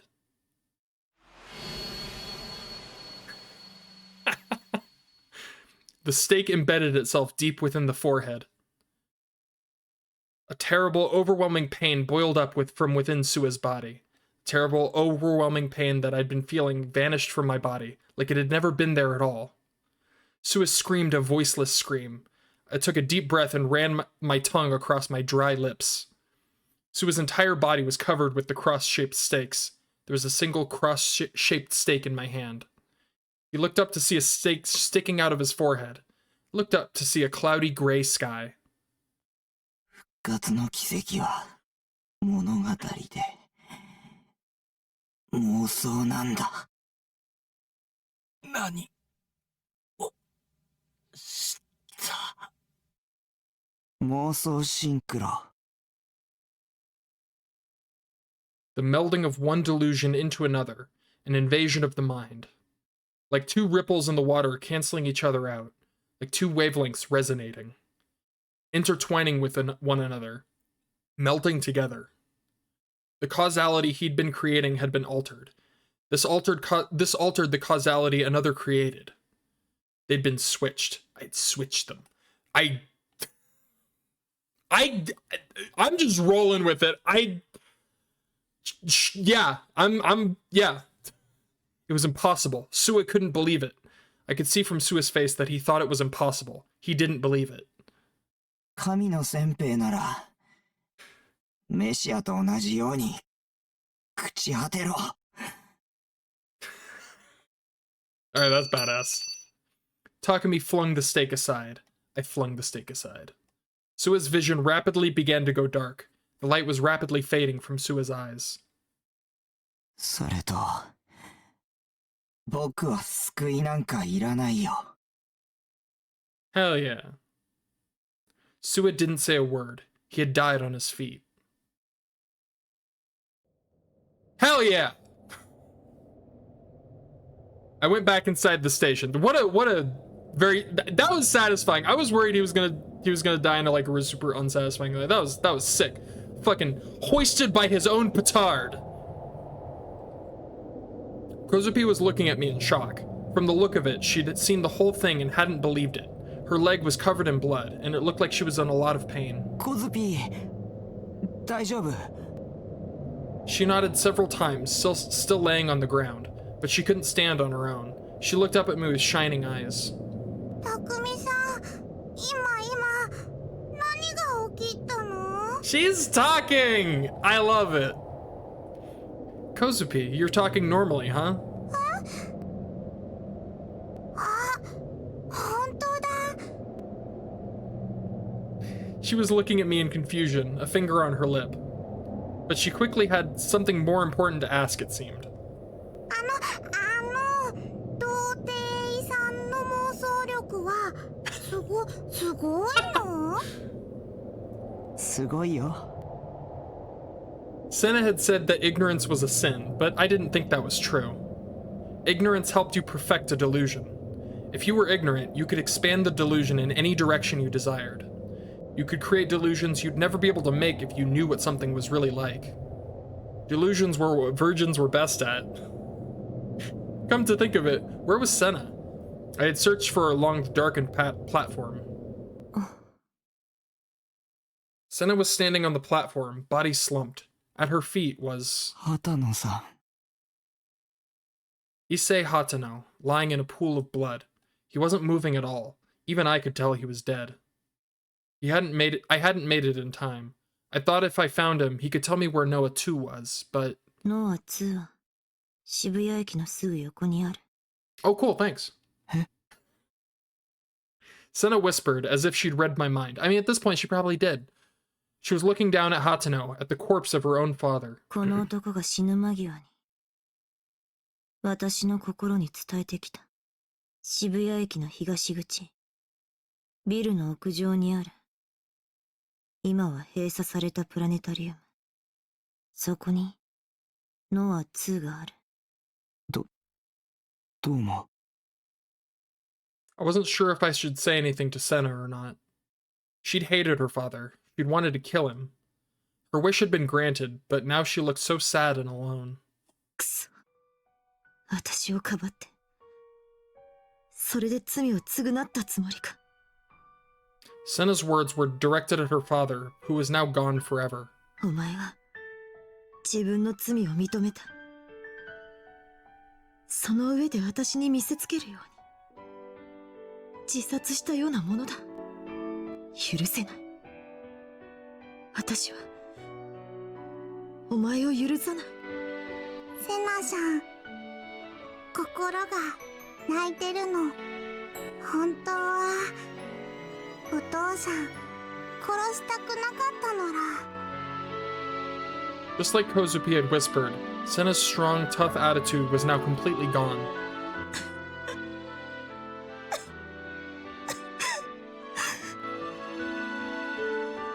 She was sobbing. She fell to her knees right there. どうして生きて罪を償おうとしないんだ。どうして私を一人にするんだ。どうしてセナ西条、お願い。 Senna looked up at me. Her face was wet with tears. There was no trace of the stern expression that had been there before. ノア2を壊して。 Yeah, this thing sucks. It was the sad, broken face of a girl who'd lost her family. 僕を殺そうとしたくせに君のお願いなんて聞く義理はないよ。 I mean, he has a point, but also, this is hardly the time and place for this. たくみさん、 Like, come on. You're already, you know you're already doing that. Like, you don't need to be a dick. But I get it. I turned toward the tunnel leading to Shibuya Station, leaving Senna and Kozupi behind me. Two big gaping mouths, and beyond them only darkness. Passing through them would bring me to Shibuya via the shortest possible route. 僕は僕の目的のためだけにノア2を壊す。絶対に。 Senna said something, I thought, but I wasn't listening. Yeah, that's fair. Kozo Inohana, member of the lower house of the Japanese National Diet, and Yudai Kuramochi, founder and leader of the Cosmic Church of Divine Light, were looking at the huge machine in front of them with satisfaction. It was Noah 2, and it was giving off an eerie roar. 5000人を殺すと言い出した時はどうなることかと思ったが。 I assume that those are the two guys, like the one that looked like the dragon gym leader, and the other guy who I don't remember what he looks like, but I assume that's those guys. The council of three. 調整には随分と骨が折れたよ。特に300人委員会に感づかれないようにするのはね。ご協力に感謝します。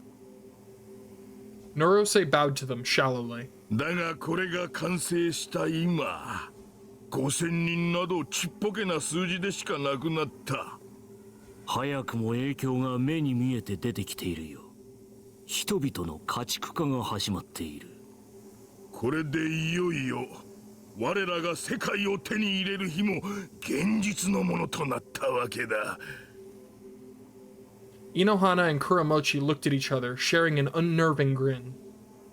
Norose watched them, unmoving and unblinking. しかしノロセよ。貴様、なかなか興味深い趣味を持っているようじゃないか。何のことでしょう。 Inohana gave him a nasty smile. He jerked his head in the direction of the artwork next to Noah too. Oh god, is there gonna be something fucked up? I'm sure it's gonna be something awful. It's gonna be something absolutely awful. 素材ならば我が教団の信者の中からえりすぐりを提供してもよい。 Oh, it's gonna be Remy, right? It's gonna be Remy in like some kind of torture. あれは餌ですよ。餌？ノア2をより完璧なものにする I た don't め want に。 to see it. まあ、そういうことにしておこう。それよりノア2が具体的にどれほどのことができるのか実演してもらいたいところだね。もうそれはいい。早速やってみせたまえ。 Norose gave a small shrug. His face was still an expressionless mask. では、このようなものはどうですか？ Norose began speaking, and by the time his sentence was finished, the demonstration had already begun. Both Inohana and Kuramochi were suddenly holding pistols in their hands. I mean, I knew they literally asked for this. You don't. They're not very smart. The second they were like, how about a demonstration, good sir? I was like, you two are dead. You two are dead. You just... It had happened without the slightest change on the part of Norose, or even Noah too. Wow, they're really dumb. まるで手品のようだよ。手品と一緒にしてもらっては困ります。その銃の存在は現実。 Inohana and Kuramochi stared at the weapons intently before giving a satisfied smile. 実に素晴らしい。いかにも神をも超越する力だ。この銃は記念にもらっておくとするか。小物ですね。 They're so dumb! Norose's whisper went unheard by the other two. 早速今後の計画を検討しよう。 まずは300人委員会の排除。ノロセ、ご苦労だったな。今後のことは追って連絡する。 The two went to leave the planetarium, both satisfied and pleased with themselves. But... その必要はありません。何？どういうことだ？ Only then did the expression on Norose's face change. His eyes narrowed, and he tilted his head very slightly to look at them from a height. He was looking down on them, both in a physical sense and in sheer contempt. 計画は私が引き継ぎましょう。ただし、あなた方の考えているような低俗な目的ではなく、より崇高な理由のためにです。 Norose's words were completely polite. Both Inohana and Kuramochi understood exactly what they meant and were enraged. 貴様、裏切るのか？神にでもなったつもりかね。 You're already dead, both of you. You're dead. 300人委員会が黙ってはおらんぞ。お二人も300人委員会のメンバーでありながら、反旗を翻そうとしていたではありませんか。 Norose was staring at both of them. The look in his eyes was one of pure disgust. His cold gaze, like he was looking at something filthy, could only mean one thing. This whole time, he'd only been using Inohana and Kuramochi for his own purposes. これは全て予定通りの行動ですよ。あなた方がここで死ぬことも含めて。Yep. ふざけるな。ざれ言を。 Both Kuramochi and Inohana pointed their guns at Norose. They pulled the triggers. ざれ言ではなく。 Bursts of fire erupted from the guns at the same time, and the noise of the gunshots echoed throughout the dome. 予知だったのですが。 But it wasn't Norose that collapsed, but Inohana and Kuramochi. For some reason, the two of them had pointed their guns at each other just before pulling the trigger. Death was instantaneous. The two of them both collapsed, identical holes in their skulls. Neither were breathing. Now they were now just lumps of meat. ノア2は我が手にあります。特物にはその意味がお分かりにはならなかったようだ。 Norose's demonstration wasn't simply creating a pistol. He'd made the two of them both think the other was Norose. That was also part of the demonstration, as well as their deaths. With Noah 2's power, it was simple. Norose turned his gaze to the artwork. Oh, good. Oh, good. There was Rimi Sakihara hanging crucified on a cross-shaped object. Rimi had begged him to let Nanami go, and he'd agreed on the condition that she become his hostage instead. Nanami's psychological attacks had drained much of the life from her. Even now, she hung there helplessly. But when Norose approached, her shoulders shook just a little. 自分の手を汚さずに卑怯なことばっかり。あなたこそ俗物だよ。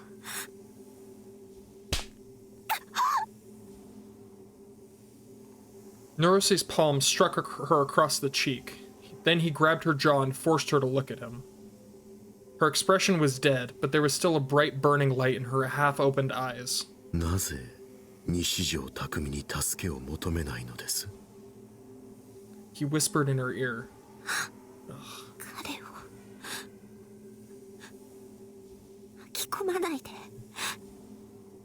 どちらの彼のことを言っているのですか？二人ともだよ。私としてはどちらか一人で十分ですがね。IR2 を生み出したものとその完全なるコピー。二人とも化け物じみた力を持っている。彼らどちらかのコードサンプルが手に入ればノア2はより完璧へと近づくでしょう。神をも超える力を得るのです。Rimi looked down, pain on her face. Norose tore his hand away from her jaw, then looked up at Noah 2 with a satisfied smile on his lips. さあ、呼びかけなさい。どちらでもいい。私は歓迎しますよ。If anything, he was looking forward to it. Looking forward to Takumi Nishijo overcoming the trial that he'd laid out for him and coming here. Ugh, what an awful, awful, gross person. The D-sword was my light as I walked through the dark tunnel. I found myself walking faster. I'd never walked through a train tunnel before. I knew there weren't any trains coming, but still, I kept looking in front of and behind me to make sure. The distance between Shinsen Station and Shibuya was less than a minute by train. It should be less than a kilometer away. Honestly, the train would be the last thing I'd be worried about. I'd be worried about the frickin' tunnel collapsing on me. Fortunately, the Inokashira line hadn't collapsed completely. It felt like I could make it to Shibuya Station without too much trouble. There was one thing bothering me, though. What Kozupi had said right before I left. She told me this. たくさんのグモグモドロドロっていう意識がね、待ち構えてるのら。 Gwormy? What is a Gwormy? What is a Gwormy mind? That's... コズピー。 I love that 力 word. になれないけど。気をつけてね、たくみさん。 Icky, Gwormy minds. Whatever that meant, I could assume they weren't friendly. I was starting to get scared. I was really lonely. I was here all alone in this pitch black tunnel. The idea of something awful waiting for me terrified me. I thought for a moment about turning back and heading to Shibuya Station via the surface. It was a tempting idea, but I couldn't afford to lose that much time. I drove away the fear by thinking about Rimi's smile. I held the D-sword in front of me to light up the tunnel. The red light was eerie and just made me feel even more afraid. Suddenly, something felt off. It felt like I'd caught a glimpse of something strange. I looked around harder to see what it could be. There, 10 meters ahead of me in the tunnel, I saw something sticking out of the ground. I looked closer. It wasn't sticking out of the ground. It was about 20 centimeters tall, and it was, oh god, a Saratan figure. Oh my god, what? What the hell was an anime figure doing here? It was completely out of place. This was a dark subway tunnel, a train line connecting the two stations. Most people would never be allowed here in their entire lives, and there, in the middle of the tracks, was an anime figure. It was my favorite version, too, the post-awakening version, and her chest was smashed in. Was that my figure? The one I dropped in the confusion at the scramble crossing? What was it doing here? It was standing straight up, with a seductive smile on its face, looking at me. My lord. セイラがふーん、タッキーにはそう見えてるんだ。 I heard a voice. It was Sarah's voice, the way I'd always imagined it in my head. What the fuck? なんでもいいけどさ。 In the time it took for me to blink, she'd grown from a figure to a full human size. She shook her sexy body at me, just like a real human would do. Yep. Her huge breasts bounced. Her hair waved around her body. Was this my delusion? ねえタッキー、遊ぼうよ。 I heard a voice behind me. I turned around in surprise, and there was another Saratan there. リミッチのことなんてほっといてさ。 Oh my lord. I knew it! I knew she was a villain! All along! She's been plotting against us from the beginning! Not just behind me, to my left, to my right.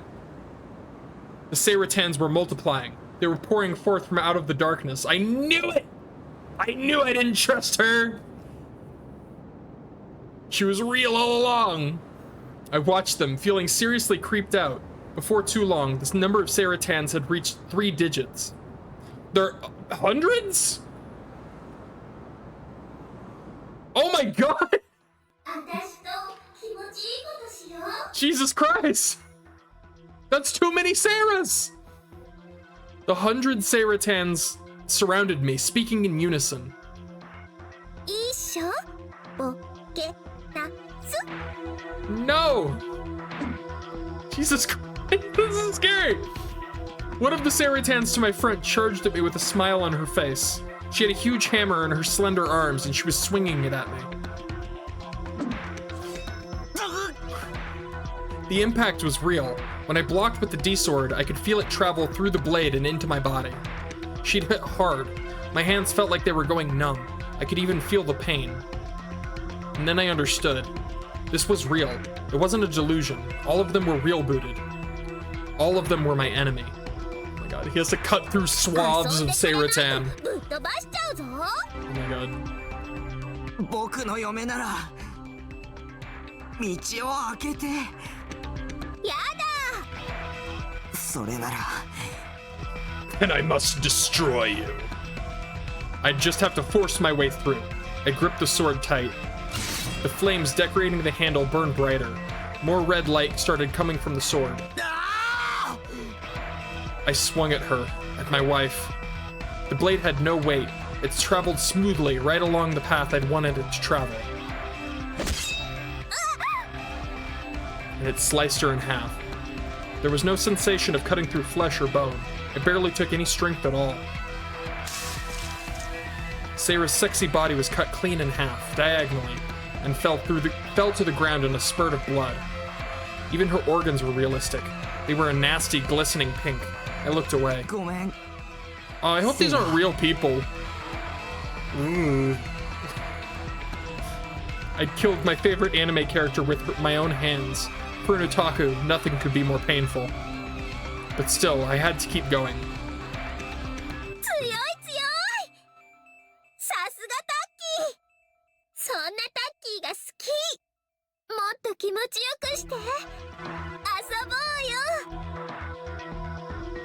めちゃくちゃにしてあげる。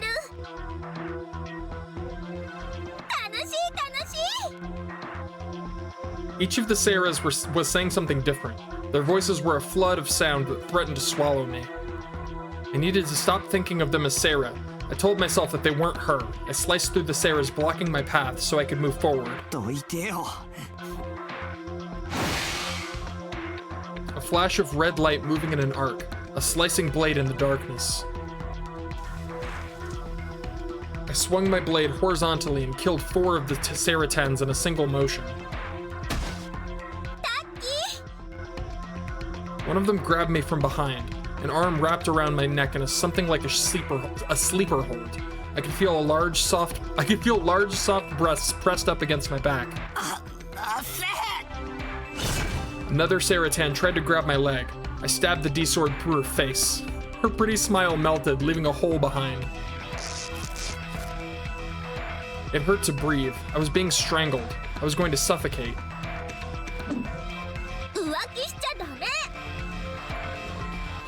The metal club was right in front of my face. I spun around, changing places with the Saratan strangling me. My back was to both of them now. Smack! The one holding me relaxed her grip.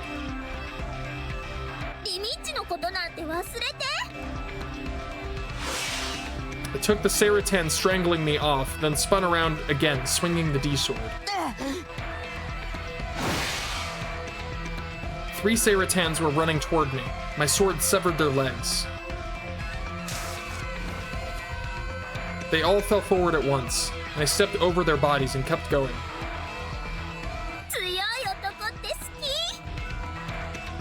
I brought the blade down on the Saratan in the back, who was swinging her club around. She blocked it with her metal club. The weapon cut through the club and her brain, too. The D-sword wasn't really cutting anything. It was melting anything it touched. No matter how hard, no matter how soft, no matter how cold, no matter how hot. The sword burned through anything it touched, vaporizing it instantly. It was pretty OP. It was a chilling sight. Countless anime characters, all with the same face, all calling my name, all trying to kill me. I let out a bestial scream to give myself strength, and pierced the chest of the Sarah to my front.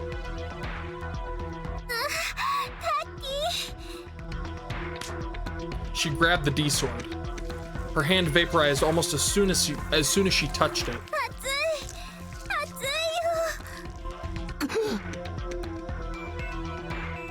I was stunned. Fear welled up from deep inside my body. A horrid chill ran down my spine. My body was frozen in place. This wasn't Sarah. Sarah would never try to hurt me. She was my wife!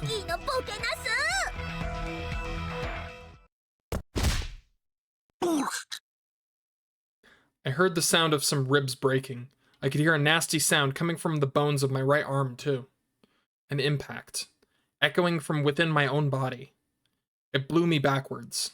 I slammed into a wall. I hit my head hard. My vision started to go black.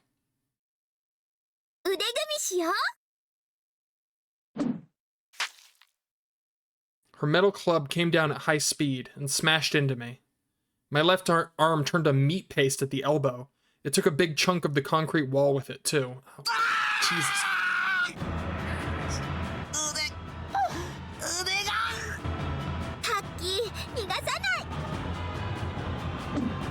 Another club came at my legs. I had no strength at all in my right hand. Even moving it a little caused tremendous pain to echo in my brainstem. But I ignored the pain and slashed out with the D-sword anyway. It ripped through the club easily, and I could feel a scream slip from my lips, I could feel a scream slip from my lips from the pain. I leapt at the Sarah in front of me. I pushed the D-sword into her chest and yanked it out. Sarah's blood was all over my hands. Even though she was an anime character, her blood was still warm. I'm starting to get really worried this is a real person, or these are real people. Like, he's just murdering, like, hundreds of people. My mind was going numb. The only thing I could feel was pain. I wanted to shut it out, but I couldn't. As long as I felt this pain. Yeah, his arm is meat paste. That's an awful way to describe that, too. Meat paste. Thick red blood was pouring from my crushed left hand. Even holding the D-sword with my right hand was painful. My bones ached so badly I thought I would pass out. I realized I was sweating from my entire body. The drops were getting into my eyes and making them sting. My vision was going blurry. The Seiras were rushing toward me, getting close. Their happy laughter echoed in my ears, shaking my eardrums. Suddenly, a thought came to me. With these kinds of injuries, I might not last for more than a few hours, but that was fine. I was a delusion. By tomorrow, I'd disappear anyway. It didn't matter how badly I was hurt. As long as I could save Rimi, as long as I could destroy Noah too. If they wanted to take part of my body, I'd gladly give it to them. So, the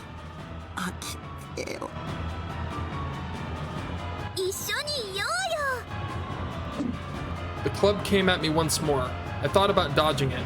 The exhaustion and pain slowed me down. It hit me straight in the temple. I could feel the massive spike embedding itself into my skull. The world shook. I blacked out. It was dark before, but now I couldn't see anything. I rolled, and as I rolled, I checked to make sure the D-sword was still in my aching right hand, and tried to stand up with my crushed left hand. Exposed bones smacked into the bare ground. Jesus, this guy's broken. Like, holy shit. What felt like an electric shock ran through my body. For a second, I passed out. I woke up immediately. My vision came back. My body was floating.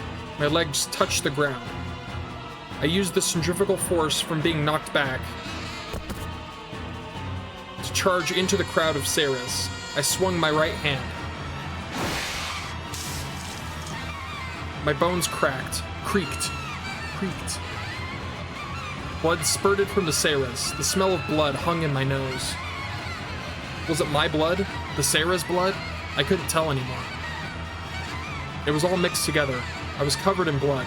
Even my blurry vision had turned red. Ah! I kept lashing out with the sword. I didn't know how many I'd killed by now, or how long it would take. It felt like the Seiras were multiplying infinitely. A Seira clung to my right hand. I flailed the D-sword, dragging her along with it. But she didn't fall off. She yanked my arm in an impossible direction. The bone jerked out of its socket. I couldn't move it anymore. The D-sword was going to fall from my hands. I felt the vomit flying up from my stomach. I gagged on it. The taste of blood spread through my mouth. Maybe one of my broken ribs had damaged my organs. A million kinds of pain were devouring my body. I was going crazy. I wished. I couldn't stop myself from wishing. I wanted to be free from all this. I knew it was impossible, so I didn't expect it to work. A smiling Seira was staring into my eyes. I kicked her in the jaw hard, and forced my rapidly numbing right arm to move as best it could. It felt like my nerves were being set on fire. My whole body was hot. The pain from my exposed bone had spread not just into my arm, but my whole body. Like my body was shattering. I heard what sounded like the scream of a dying animal. I wondered whose voice it was before realizing it was my own. My fingers on my right hand moved just a little. I picked up the D-sword, a delusion. An image of tying it with a string. An image of tying it with string. In an instant, it became real, and the D-sword was bound to my hand with a string. I had to go, to Rimi, past this darkness.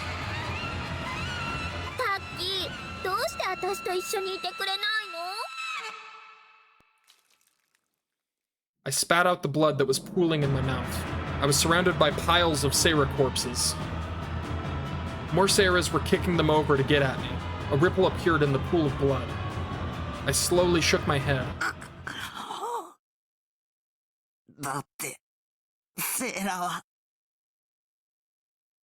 I bit down hard on my teeth. アニメじゃないか。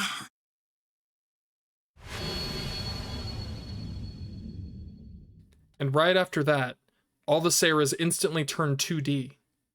The ones who were standing became life-size pop-ups. The ones who were on the ground became Dakimura covers. Dakimakura covers. I don't know what that is. They returned to where they belonged, the two-dimensional world, and they never moved again. チリ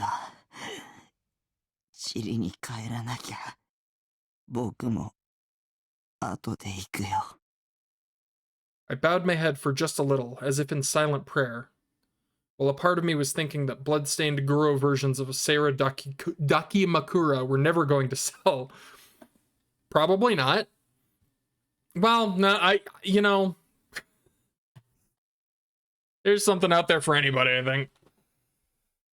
I still felt like I was going to pass out at any moment, so I bit down hard on my lip to stay awake.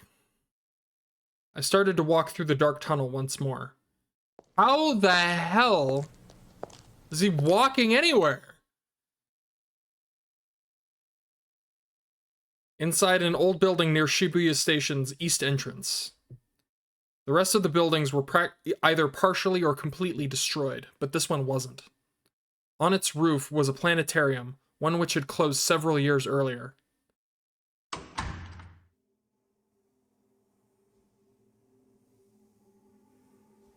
I headed up the empty stairwell, gasping for breath, and went through the deathly quiet lobby into the planetarium itself. I gasped when I saw the huge device inside. The awe-inspiring sight of Noah 2, a chill that threatened to steal away my body's warmth, and next to it, a bizarre object that felt like some kind of artwork. Rimi.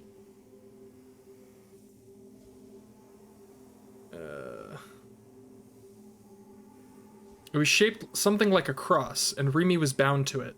She slowly looked up when she heard my voice. Our eyes met. Her eyes went wide.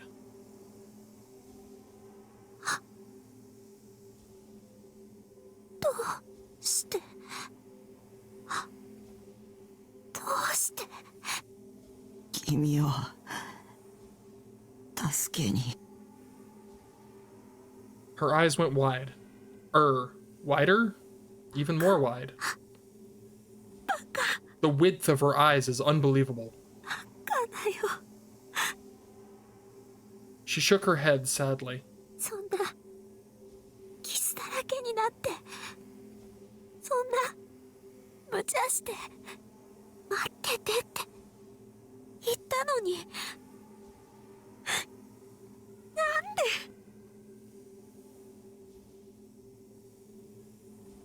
Because I love you.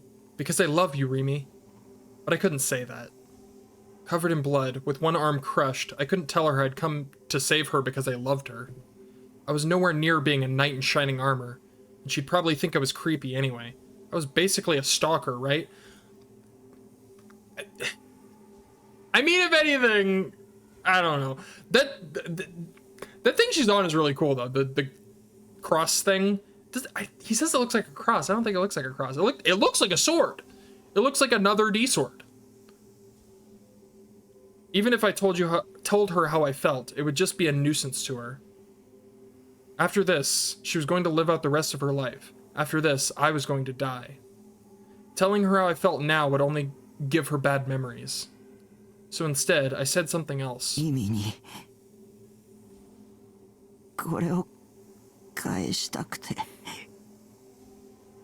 Oh. I could barely move my right hand, the one with the D-sword strapped to it. I struggled and strained to move my fingers, pulling a handkerchief from my pocket. It was soft red.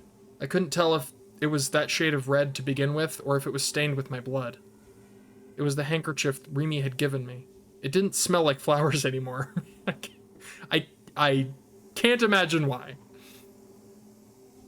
僕は君をここから助け出してノア2を壊してこのハンカチを返すんだ。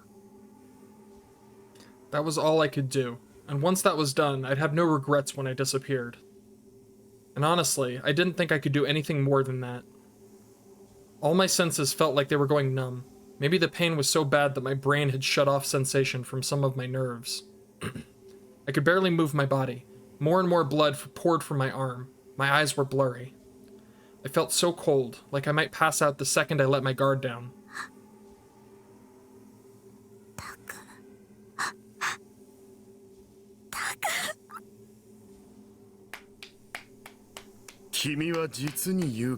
Oh! You know, it's probably Noah's D-Sword, right? If it, like, replicates the power of Gigalomaniacs, that's probably its D-Sword. That's really clever, actually. That's really cool. Alright, I get it, you patronizing dickhead. A tall man, Genichi Norose, stepped out from behind the shadow of Noah 2. He was clapping, but there was no expression on his face. しかし、致命的なことが一つあります。行動原理が感情に根ざしているということです。それは野蛮人のすることだ。I couldn't really understand what he was saying. It was all I could do to process the pain. I couldn't deal with any words except Rimi's. 小を犠牲にして大の利益を守る。それを悪だと思いますか？私はそうは思いません。I mean, if it's not necessary, then yes, it is very evil. このままでは人類はいずれ滅び去る。Like, there's no question on that. 人の欲望によってです。あまりにも醜い心。あまりに利己的な欲望の洪水。人の社会はすでに破綻し、腐り落ちようとしています。誰もが己のことしか考えず、その結果殺し合い、奪い合っています。君もギガロマニアックスとして覚醒したのなら見たはずですよ。人の心の本質を。私は幼い頃に覚醒したため、もう何十年という間、それを見てきた。300人委員会は人類の自滅を阻止するためという大義名分のもと、世界人間牧場計画を推し進めてきました。けれどそれも所詮、彼らのエゴを満たすものでしかない。私が目指すのはそんなものではありません。悟ったのですよ。この腐った世界を再生するためには、社会のシステムを変えるのではなく、世界中すべての人間の心を変える必要があるのだと。そのためのプロジェクトノアです。ノア2があれば世界中すべての人間から負の妄想を消し去り、清廉な心へと漂白できます。争いは消え、世界に永遠の平和を与えることができます。君も誰かに蔑まれることもなくなるでしょう。His long speech finally came to an end. I almost fell, and spent all my strength trying to keep myself upright. I'd been lucky. He'd given me a chance to rest for a little. That's really funny. It's like, all right, thanks for keep talking. I need a break. 正しいかもしれない。 Not that I'd heard all of what he said, but he was saying that oh my god. But what he was saying was probably best for humanity's future. It was probably a wonderful thing, I thought. Norose was the CEO of a huge company, a good, just man concerned with the well-being of all humanity. And I was a monster, a loser, a creepy otaku, just here to save a girl for the sake of my selfish ego. Normally, I'd be the bad guy here. The monster would be defeated, and the good and just would win. でも、僕はあんたには負けられない。なぜ否定するのです？ただの自己満足だ。残念です。Norose kept his eyes on me as he grabbed Rimi by the collar and pulled her down. He reached out toward the strange artwork. Oh, it's his sword. Well then. And then, in an instant, the thing attached itself to Neurose's hand. It was no artwork, no cross to crucify someone on.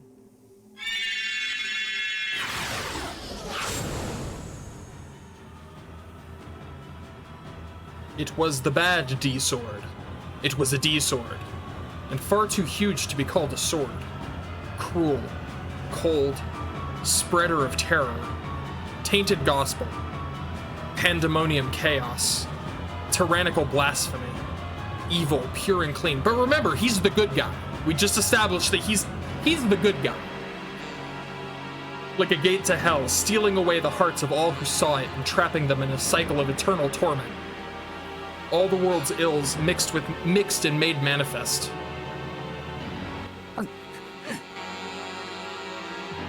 I gulped once in fear, but I made my decision to come here.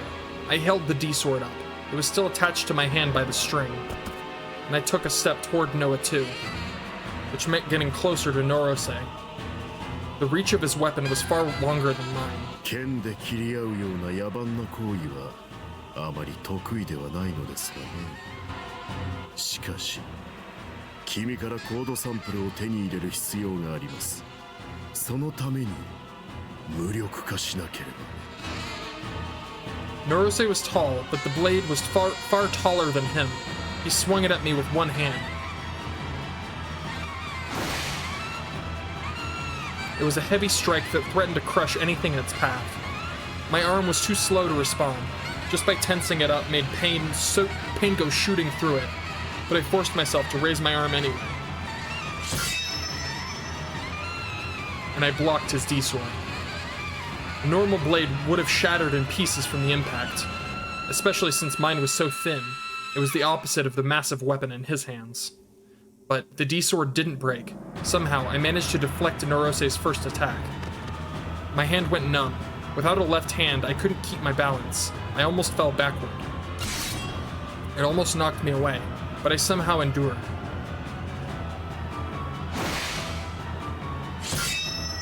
And I blocked his second attack. He was fast, far faster than me. Don't let the way the swords look deceive you, I told myself.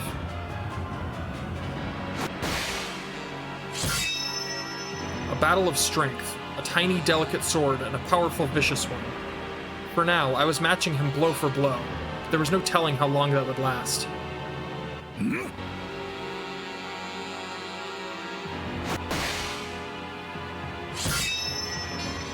A fourth strike. The swords collided. He changed the way he was holding the blade. It looked like he was holding the grip of the sword tighter. His D-sword began to vibrate. There was an eerie sound as it transformed.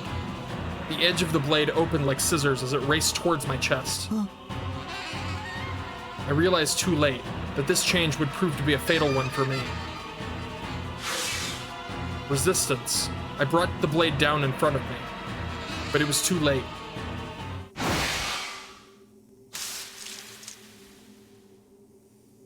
The two ends of the blade stabbed into my chest.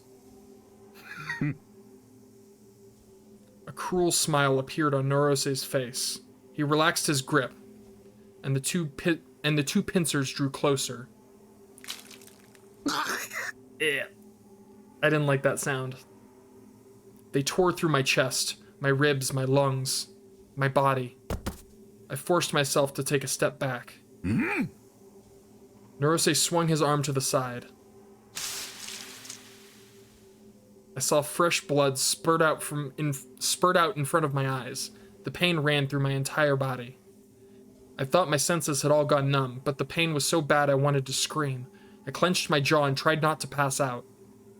My chest was torn open, sliced into mincemeat.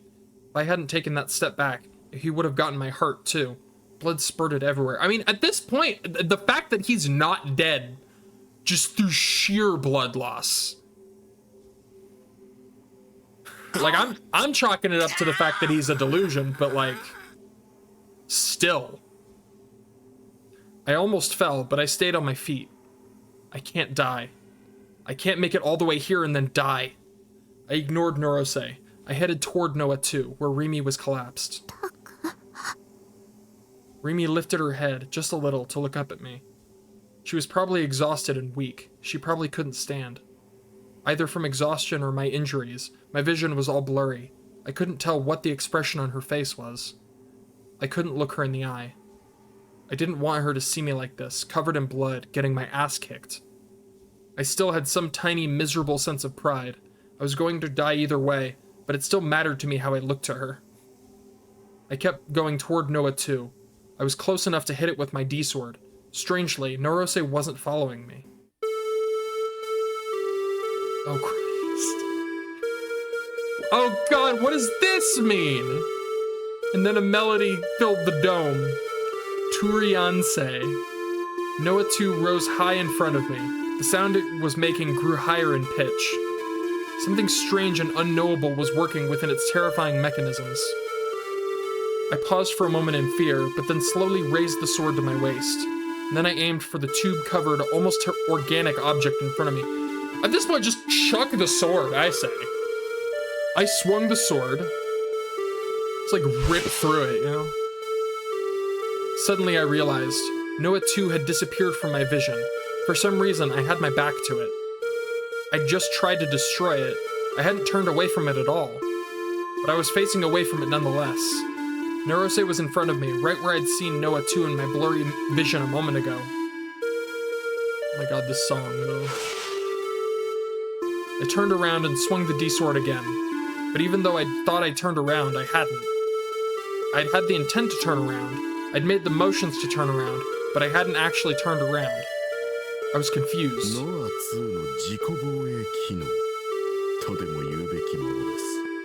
Okay, then it's probably good he didn't throw the sword. Alright,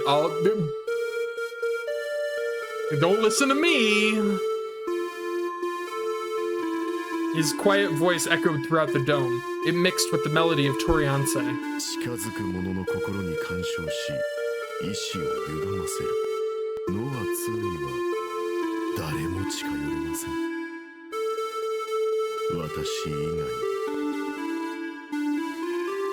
He finished speaking and walked over to me with steady, elegant steps. All right, we gotta trick him into destroying it for us. Then that's the plan. He slowly raised the massive D-sword above his head. I grit my teeth. I'd lost too much blood. I couldn't think. But still, I raised my almost entirely numb right hand, my right hand which could barely move from the pain, and tried to ready myself for his next attack. The D-sword was only tied to my hand with a string. The intense impact knocked it away. Oh shit. It went rolling along the floor, far away from where I was. I watched it fly from me in shock, and this sound is going to drive me to actual insanity. When I turned my gaze back to Norose, I could see him chuckling. The melody had changed. It was an unnerving one now, one that seemed to be warning of something, and... Make it stop! Thank you. He was readying his next attack. He was about to bring it down. About to bring it down! Alright. His D-sword was far too destructive, far too violent, far too powerful. And I was unarmed. I had nothing to block his next attack with. I was helpless. Rimi ran between the two of us. I could feel her soft body against my face.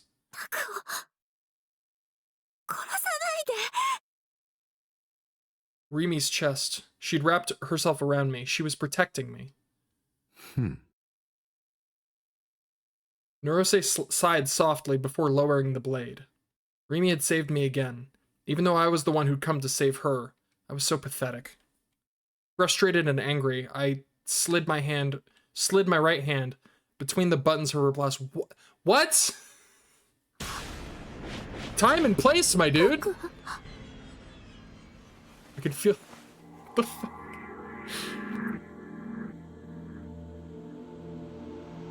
I really thought this part was over. I didn't have to deal with this anymore, but Here we go. I could feel the warm, slightly rough sensation of the underwear she was wearing. The pain of the wound in my chest. The pain of my severed left arm. The pain of my dislocated right shoulder. The pain of my injured lungs. The fact that I could barely breathe. The warmth made them all go away. Rimi's underwear. Rimi's bare skin.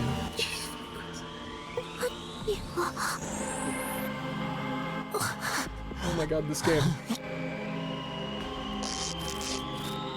What the fuck, dude? Is this like his spinach? Is this gonna like give him power or something? Oh my god. I ripped the buttons on the blouse. I tore apart the clothes concealing her body. Why? Okay, but why though? Why? Why? Why? Why? I exposed her underwear. Why? Big Y. Mega Y. Ultra Y. Superlative Y! Rimi twisted her body to get away from me. I clung to her tighter. I didn't let go.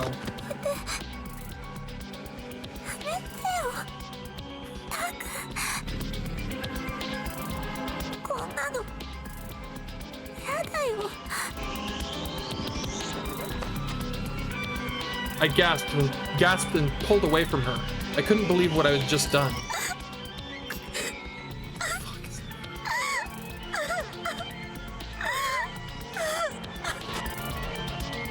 Even after I let go, she covered her chest with her hands, sobbing sadly. She tried to save me. Why had I done that? What was I doing? Especially at a time like this. Why was I making her cry? 本当は先畑リミを犯したいんでしょ。 Just like the devil on the shoulder. I heard my own voice in my head. I gasped. Why did I gasp? Because the voice was right? Because it had seen through me? And who was the voice? It was me. It was the voice of my heart. My real feelings? Or it could be like a Noah thing. Or あんなしわくちゃ野郎にリミはやられちゃうんだよ。寝取られるなんて嫌じゃねThis is so fucked. え。まあ、もうすでにやられちゃってる可能性もあるけどさ。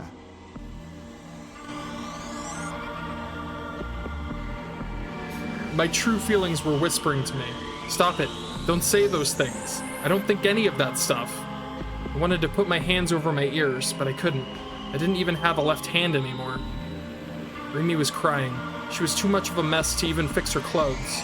Looking at her made me feel a crushing pain in my heart. It could be that or the gaping sword wound, but probably guilt. 片思いでいいとか綺麗事言ってないでさ。犯しちゃえって。ノロスはそれをする時間ぐらい待ってくれるってよ。どうせ僕はもうすぐ死ぬんだ。恨まれたってへでもないって。やりたいことやって死のうよ。僕のこのかわいそうな境遇ならここでちょっとひどいことやったってしょうがなかったで許されるよ。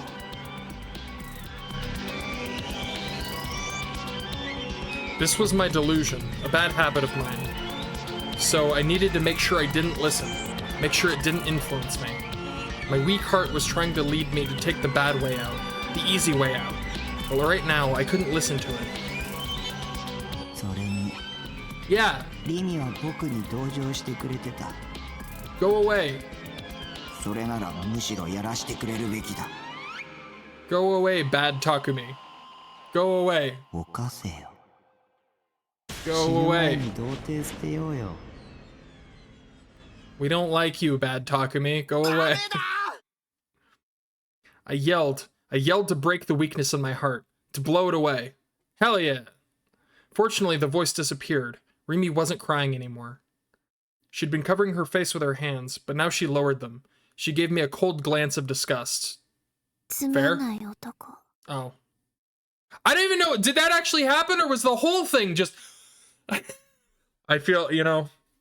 I don't know why I'm surprised I get into this. Like, at this point, I should be used to being like, what is real? I should be used to that. That one word was enough to fill my head with black emotions.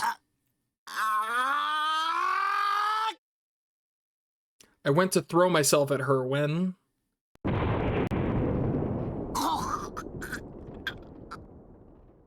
I exploded. A huge stake burst through the concrete floor. Oh, fuck. Its pointed tip stabbed right into my crotch. Oh, Jesus Christ. I couldn't understand what was going on. My legs left the floor. I couldn't escape. The stake worked its way deeper and deeper into my body. Fuck! Stop! That sound! Why? The pain was unbelievable, but not enough to kill me. The stake kept growing taller until it lifted me a full meter off the ground. What the... The slightest movement caused intense pain in my crotch. I couldn't move an inch. I wanted somebody to save me. I looked down at Rimi with pleading eyes. But she ignored me and walked over to Norose, and then she crouched down like she was exhausted. Both Rimi and Norose were watching me in my ugliness. They were just watching me expressionlessly. Neither tried to help. 知っていますか？かつて拷問刑として串刺しは世界中のあちこちで用いられていました。この拷問の特徴は死ぬまで3日ほどかかるということです。自らの体重によって徐々にその杭は体に食い込んでいく。ポイントは杭の先端はそれほど尖らせないことです。それにより臓器を傷つけることがなくなり死ぬまでの期間が延びるわけです。最終的に杭の先端が口や肩から突き破れば処刑は終了。見守っていてあげますよ。3日間あなたが死ぬまでね。彼女も同じ考えのようですし。You know, I'm gonna be honest. This came out of left field. It really like. You'd think I'd be ready for anything at this point, but this just be like, hey, you know they really liked to impale people in medieval times. Yeah, we're gonna do that to you. Oh, okay, all right, yeah, medieval executions. Rimi slowly nodded. もっともその前に胸や腕の傷のせいで失血死に至る方が早いかもしれませんが。Yeah, honestly, I think he should have. I'm surprised he hasn't died already. Like legitimately. Dude is a puddle of goo at this point. This was a delusion. He was attacking me with a delusion. I kept telling myself that. The real me wasn't being impaled. I was simply standing in front of Noah too. I was hallucinating. That's what I believed. That's what I had to believe.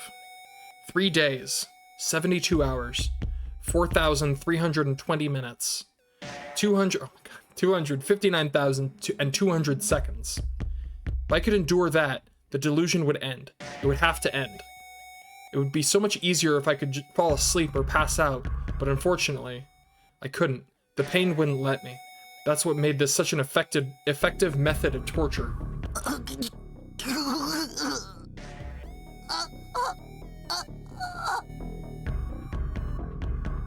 If this kept up, I was going to go crazy.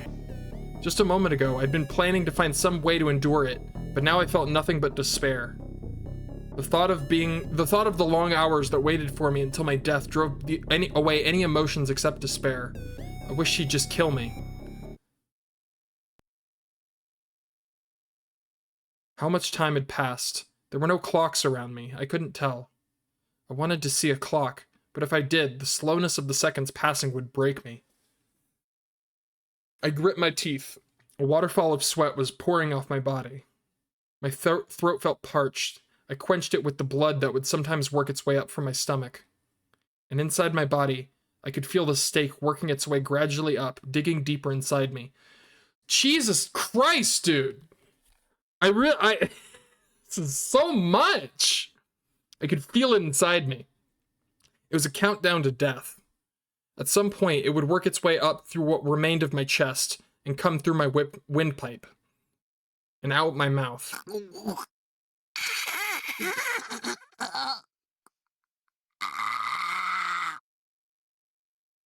The pain and fear were making me crazy. Every 5 minutes, I would pass out from the pain and wake up again.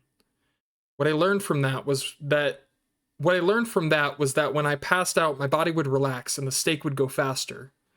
Of course, the pain would get vastly worse, and then the pain would wake me up.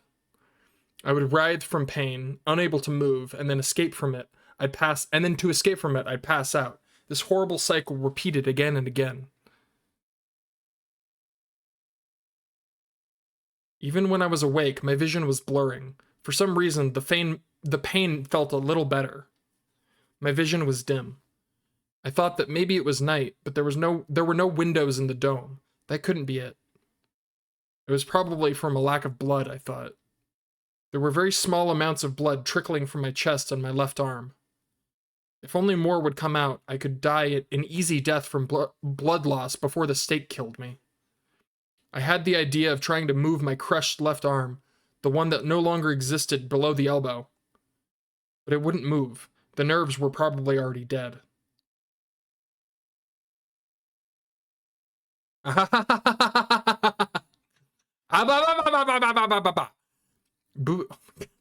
boo boo boo boo boo boo boo boo boo boo boo boo bo. I can't even read these. Bia bia bia.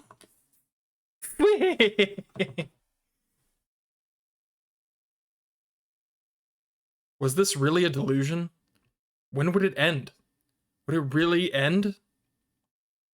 What proof did I have to begin with when I thought it was a delusion? How could I tell it was a delusion? What if it was real? I could endure it all I wanted, and I'd still just die. There was no point in trying to endure it at all. So why was I doing it anyway? I was a moron. An idiot. A total idiot. Die. I meant that too. It wasn't just something I was saying. I should just die now. I'm sick of the pain.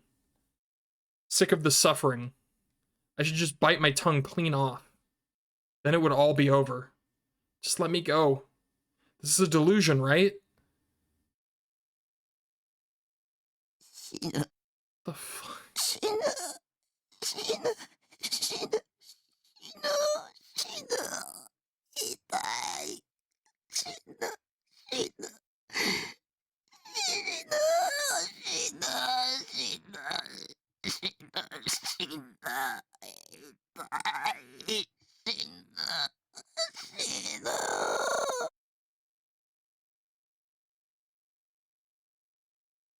More blood came from my chest.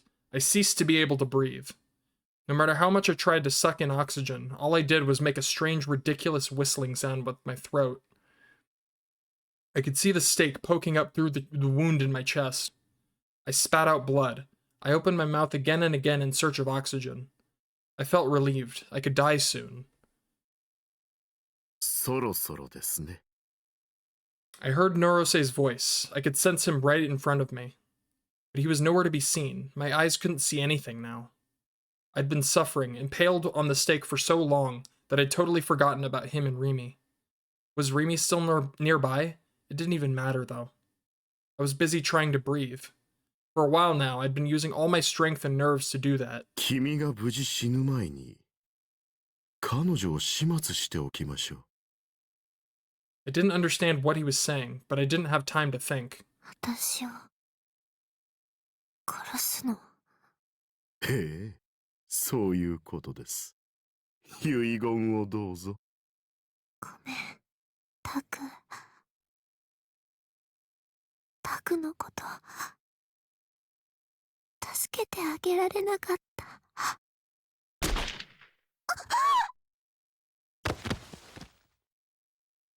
I could hear her dying screams. I heard the sound of somebody falling. She'd been shot and killed, I thought. I felt no emotion. I was too busy.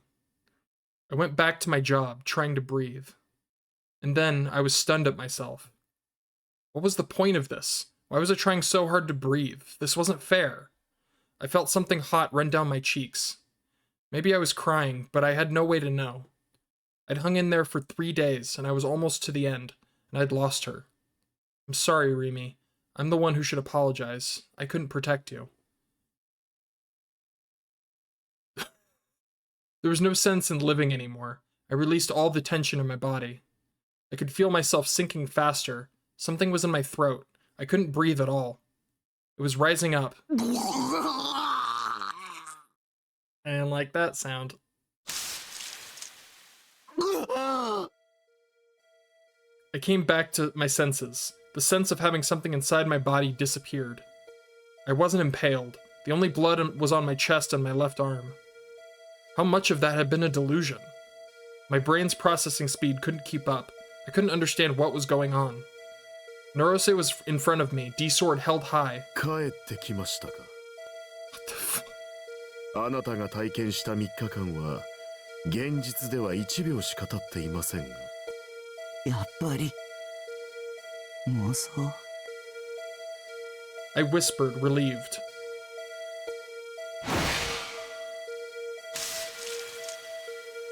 Norose's D-sword came down like a hurricane. My top half fell away from my bottom half. My vision tilted. From the waist down, I was still standing. From the waist up, I was falling. Jesus Christ. My body had been sliced in two. The cut was unbelievably clean. I stared at my lower half, confused. I didn't want to admit this could be real. Was this a delusion? I hoped it was a delusion. Please be a delusion.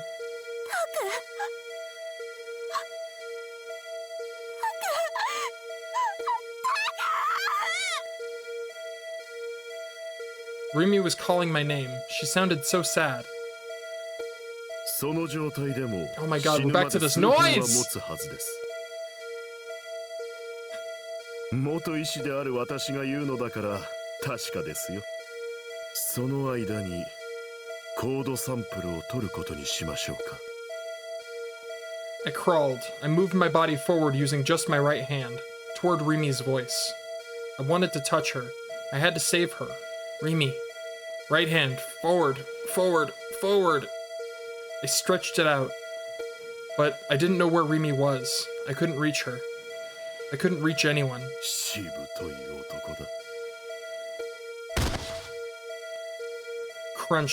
The sound of cracking bones. Norose's leather shoe had come down hard on my extended right hand. さすが化け物と言うべきですか。そのノロセの足が蜃気楼のように揺れた。床のタイルの模様がぼんやりとし始めて、天地が回転する。床と天井が逆になる。僕は天井に這いつくばっている。両断された腰からものすごい勢いで血が噴き出す。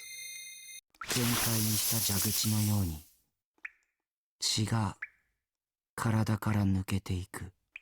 そのまま腕の傷口を通って内臓までが流れ出る。意識がスーッと遠くなる。でも完全には途切れない。血だまりができて、僕はそのシンクの海に身を横たえている。ドクン、ドクンと。I mean, if he's gonna narrate for me, I'd just sit back. 鼓動する心臓が僕の目の前に転がっていて、 I can use that mental power to process what the fuck is going on. 血 Don't だ have ま to り use に it 波 reading. 紋を作り、その波紋をぼんやり見ていたら、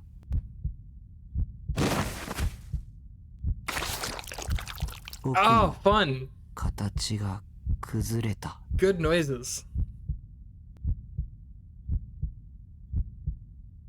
人としての形を維持できない。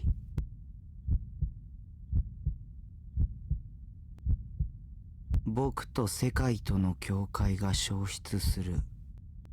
肉が溶け、骨がゴムのように曲がり、眼球は四角になり、口から裏返った灰がこぼれ出し、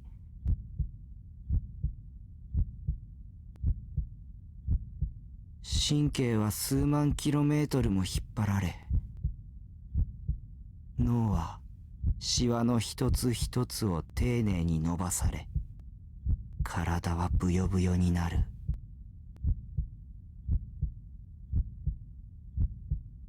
空気に溶けていく。右手が糸のように伸びて、プラネタリウムを出ていく。それは飴細工のように、渋谷の空をさまよって、コーネリアスタワーにくるくる巻きつく。何度も何度も何度も。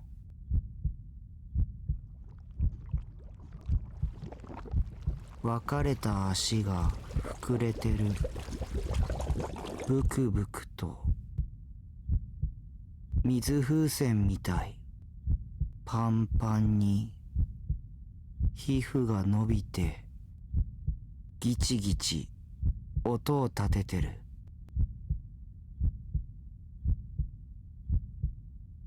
液状化。肉も骨もとろけて、ふくらはぎに溜まってる。腰からニョキって小さな頭が生えて、ぎょろりとした白い目が僕を見たよ。そしたら僕の頭がぐしゃって潰された。どっちの頭かはよくわかんない。潰れてトロトロになって、ビルの床、コンクリートの分子の隙間を抜けて落ちていく。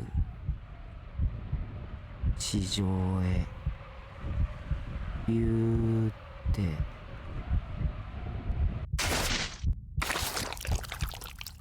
地面に作るどろりとした脳みその水たまり。もぞもぞ、もごもご、ジュルジュル、ドロドロ、プルプル、ビヨンビヨン、ビチャビチャ、ぐじゅぐじゅ、ぐちゃりぐちゃり。僕は二つになる。二つが四つになる。四つが八つになる。八つが四つに。二つが八つに。四つが四つに。どんどん増えて、どんどん減る。僕がいっぱい。僕がいない。僕は何？僕って何？何って僕？僕？何？何区がナボに？ナボ、ボに、なく、お、な。君は妄想なんかじゃないよ。レータ。見てごらん。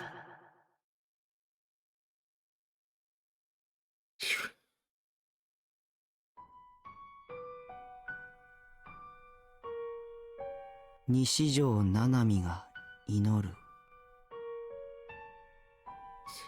兄と共に収容された病院。怪我人があふれた待合室の片隅にうずくまり、実の兄のしわくちゃの手を握りしめて、右手の痛みに耐えて、目を閉じて祈る。もう一人の兄の無事を。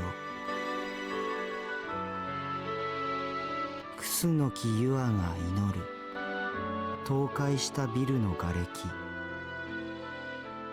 そこに埋もれるように横たわるコンテナの中で、彼の美少女フィギュアの一つを握りしめて、地震と火事で醜く変形してしまったフィギュアたちの姿に感じた胸の痛みに耐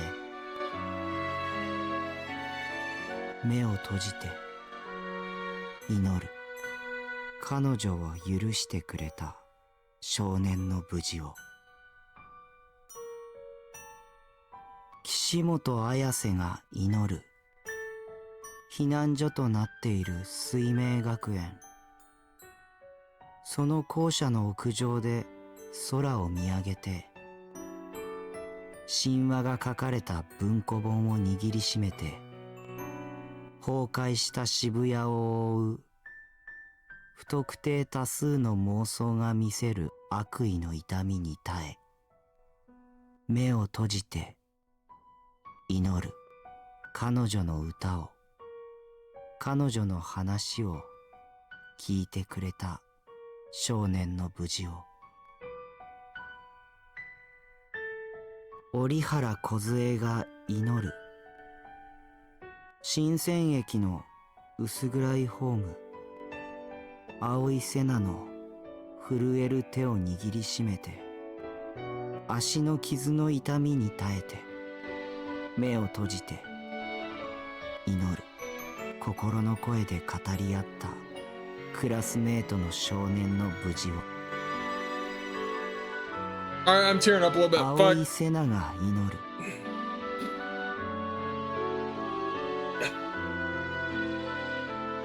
横たわる父の傍らに座り、父の冷たくなった手を握りしめて、最後まで素直になれなかった後悔の痛みに耐えて、目を閉じて祈る。彼女のお願いに不器用ながら応えようとしてくれた少年の無事を。咲畑りみが祈る。冷たい床に横たわりながら、彼へ伸ばした自らの手をきつく握りしめて、傷だらけの彼の姿を見て感じた。締め付けられるような胸の痛みに耐えて、目を閉じて祈る。自分が守ろうとした、自分を助けに来てくれた少年の無事を。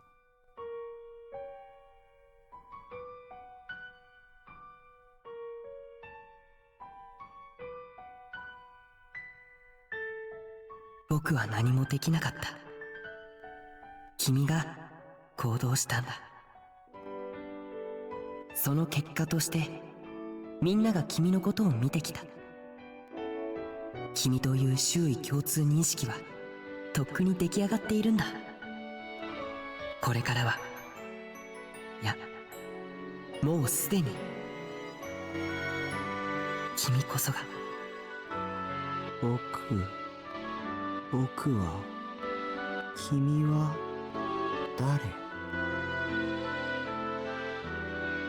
僕は、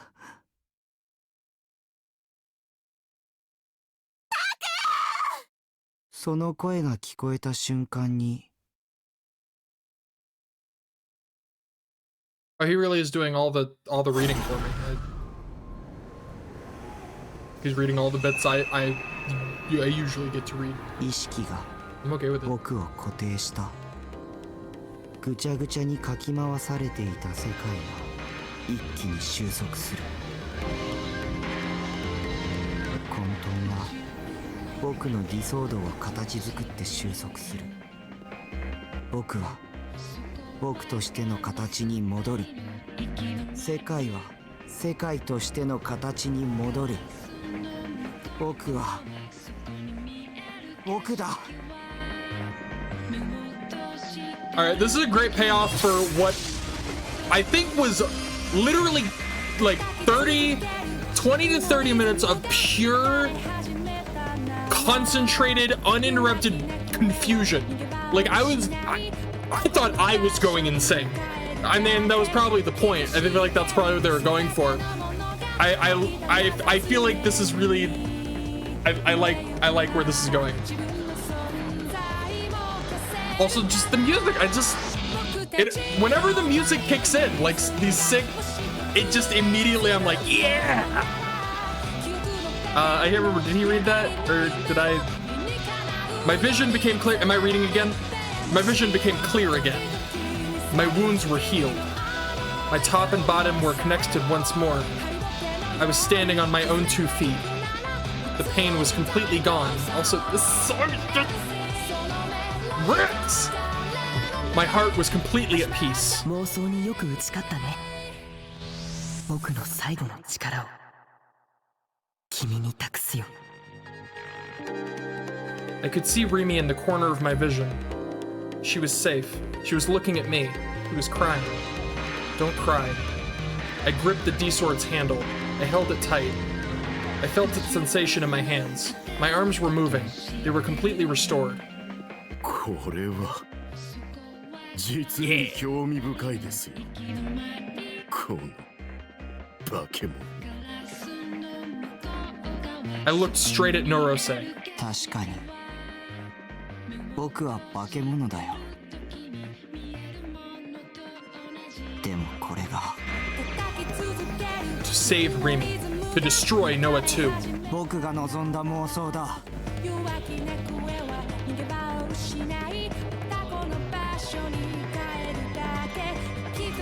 Norose's response was fast. He still didn't have Takumi Nishijo's code sample. He thought he pushed the boy to the brink with a delusion attack, but now the tables had almost completely turned. Yeah, do you hear this music? You're fucked, dude! He couldn't let that happen. Norose charged. He brought his D-sword up from below. He sliced it across Takumi's chest. The D-sword could cut through anything. It didn't matter what it was. Cutting through a human was no more difficult than cutting through jelly.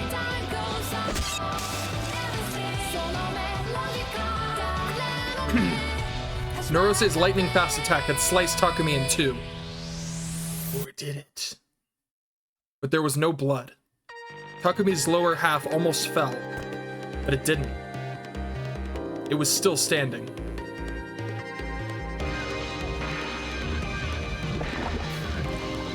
And in the next moment, it regenerated, uninjured, as if it had never happened. And then he regenerated. The body that had been sliced apart just a second ago had already grown a new head, a new right arm, and a new right shoulder. Takumi took a step towards Norose. Norose grimaced. He flipped the D-sword over. 肉体の形を捨てたがゆえにいかなる形をも取れるということですか。あんたの見せてくれた妄想のおかげだよ。He hadn't been able to maintain his shape as a human, but he had taken that delusion and made it his own. He wasn't regenerating, he was replenishing. The lost parts were made from the infinitely multiplying dust inside him, formed into flesh and bones. His shape wasn't fixed.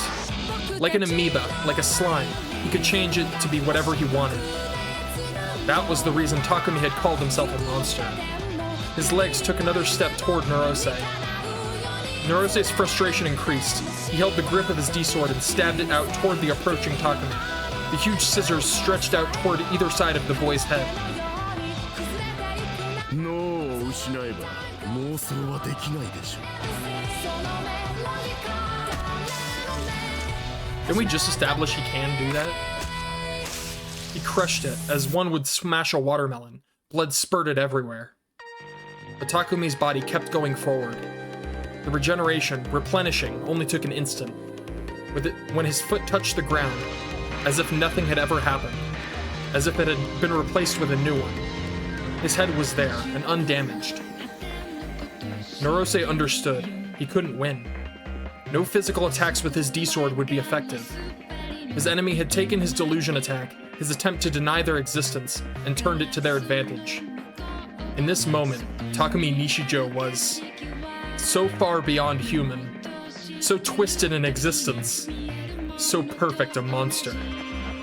But Norose couldn't give up. He thought of using Noah 2's power to blast Takumi with countless antiparticles. Nothing could withstand collision with antiparticles without turning into negative matter and collapsing in on itself. If destruction from outside was impossible, then he would have to destroy his foe from the inside. そうなんだね。 Takumi had read Norose's thoughts. The light of Takumi's D-sword changed from red to black. Black flame shrouded the blade. It roared. It stretched out. It was as if it was a huge black snake. そして現れるの。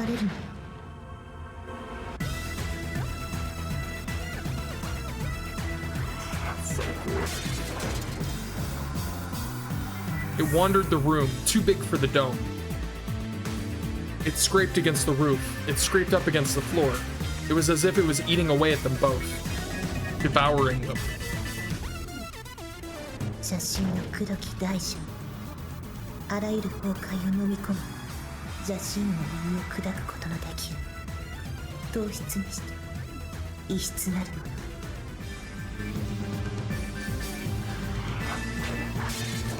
The snake's body was composed of antiparticles.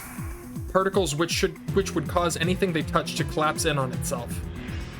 It was an all-devouring torrent of destruction. 触手芸はあんまり好みじゃないけど。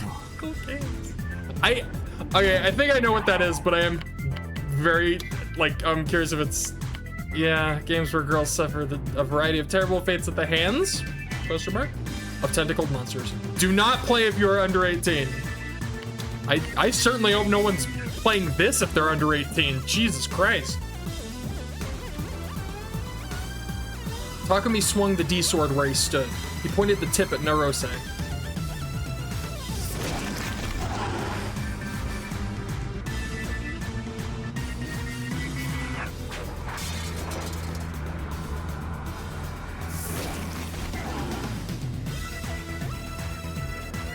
The circling snake snapped its body like a whip, and its jaw bit down on Norose.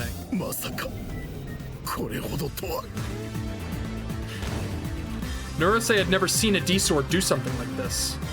Couldn't tell if this was Takumi's delusion or some hidden gigalomaniac power.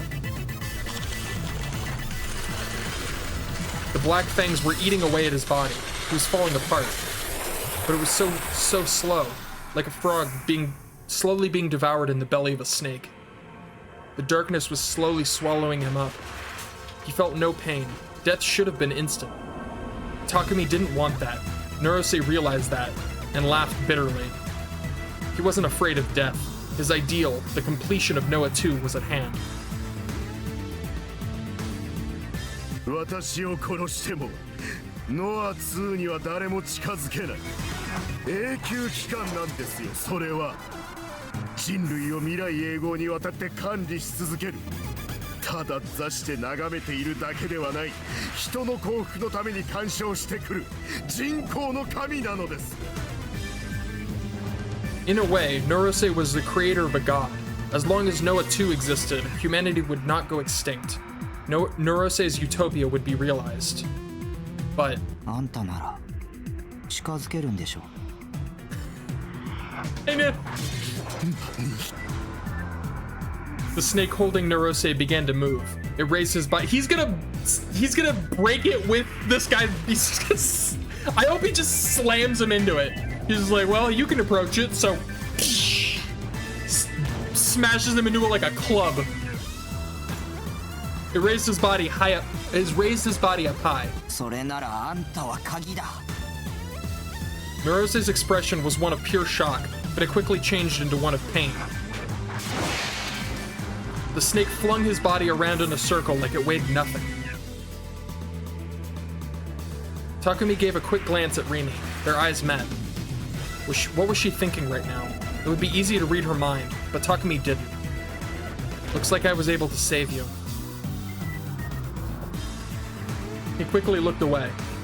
His gaze was now fixed on Noah too, still emitting its roar. The seat of God, which none could approach. A cradle that showed happy dreams. Oh man. You know, the happy dreams of people slaughtering each other at Scramble Crossing. That was, what a happy dream that was. Is that my phone? One moment. Oh, never mind. I missed a call. I'll get it later. Oh God, no. Everything's falling apart. What's happening? This machine would, oh God. How much did I miss? He whispered to no one in particular.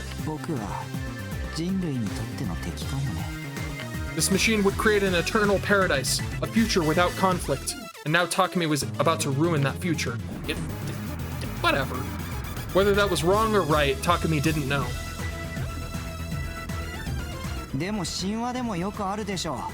Yeah, this thing sucks. Get rid of it.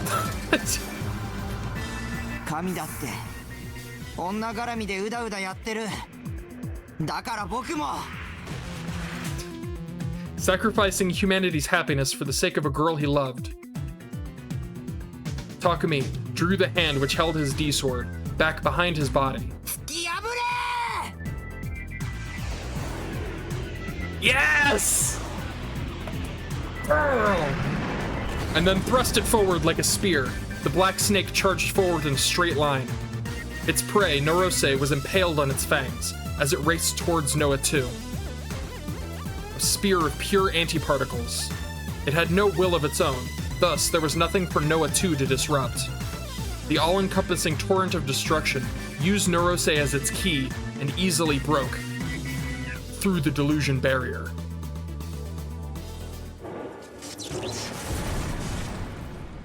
Yeah! Fuck that guy.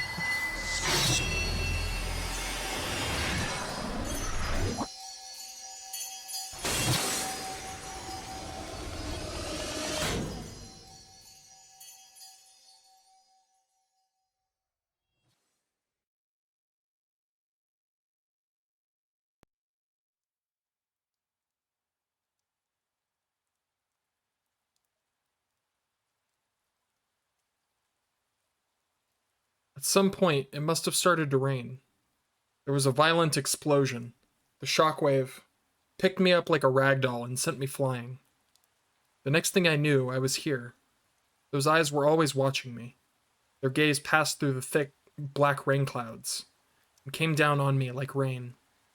Don't look at me. More than the rain's chill, the cold of the rubble beneath my back made my body shiver endlessly. It's so cold. Oh God, this is going on its own. The gaze that bored into me from above the sky. Oh God, no. Whose it was, I didn't know. I lifted my head a little and looked around, seeking a way to escape it. I have to read fast. I saw the shattered remains of a city. I saw despair. I saw death. Wait, isn't this the beginning? Isn't this like the first part of the game? Oh God, I'm missing stuff. Nobody was there. Nobody was moving. Nobody was alive. Was the rain going to keep falling? Until it washed away everything. The living and the dead. I swear this is like the opening cutscene, or the opening bit. Until it had gently submerged everything and swept it away. A part of me hoped this was all just a simple delusion, but I guess I wasn't so lucky. My body refused to move. The only things I could move were my head and my eyes, and just barely at that. I couldn't use the monstrous power I just used a moment ago. My body was shaking, but that was just an involuntary reflex. It wasn't my will. I didn't want my body to shake. If my body wouldn't listen to me, then it wasn't really my body at all. Maybe it never listened to me in the first place. Nobody knows where the soul is really kept after all.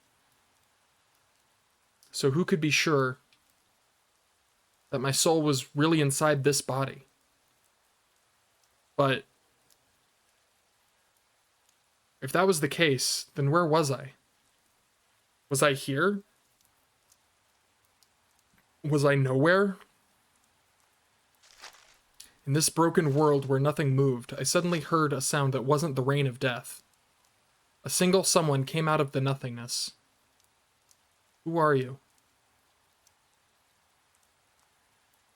Do you look so pale because you're cold? Or because you're dead? But she wasn't shivering. But she wasn't shivering, and her eyes, which were hidden almost, oh my god, but beneath her bangs, they were hidden beneath her bangs. Don't look at me. They looked so sad, but they also seemed filled with madness. They seemed like they weren't seeing anything at all.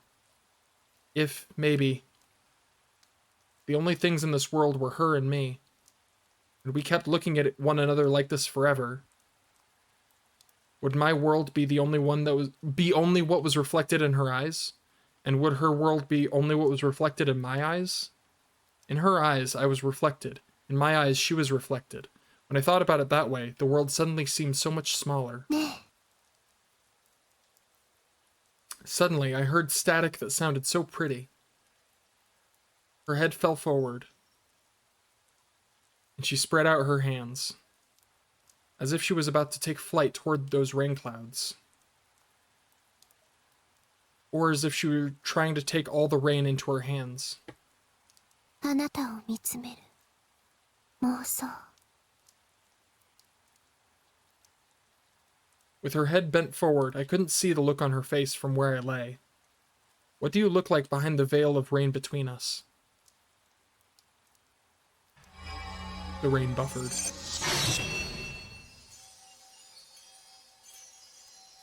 殺してあげる An angel? Are those wings of light a blessing upon me, or...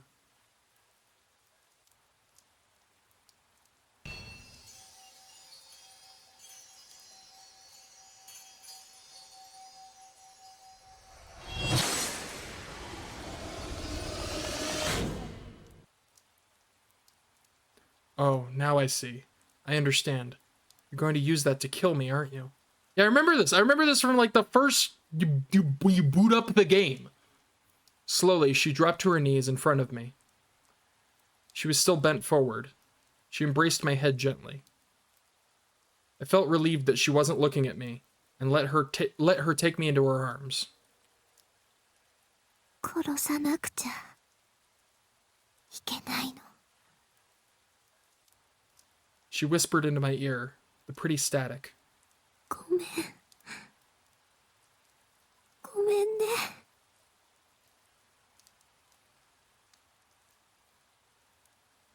Oh, am I in control again?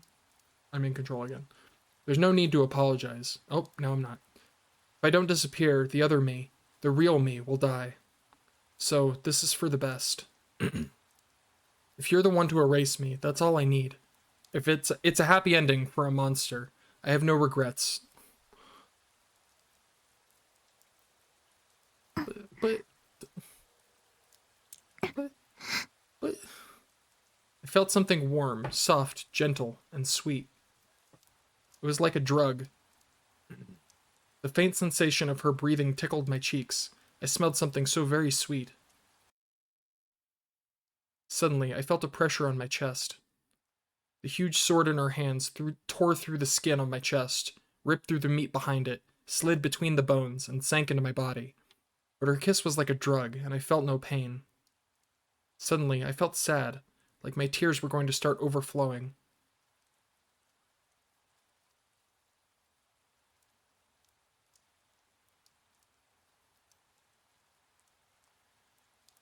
And to stop myself, I looked over her shoulder at the dull, gray, rainy sky.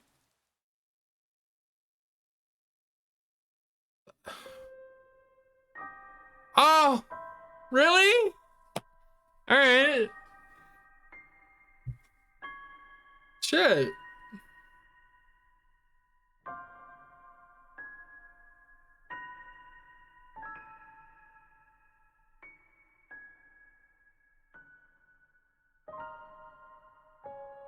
Man, this ending song is a banger. Just, rocking out. Yeah. No, wow. That's that ending. I don't know if probably not good. I don't know. That seems like it seems like a pretty neutral ending, right? I didn't feel like a bad ending. I mean, it felt pretty bad, but like, I don't know. Is that considered the bad ending? Did I get the bad ending? Is that the bad end? I don't know. It's hard to say. I mean, we beat the bad guy. Or the good guy. I'm still not sure. No, he sucked. Like, I don't care if they were like, oh, he like was just trying to help humanity. Fuck that guy. that guy's the worst. No, that's not true. Sua's the worst. That guy sucked so hard.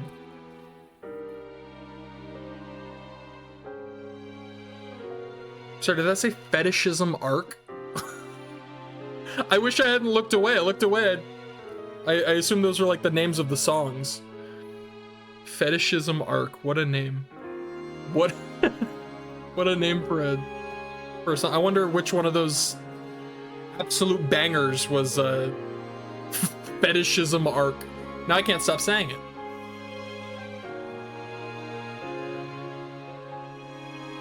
Man, yeah. I mean, obviously I'm gonna get all the endings, but I'm just gonna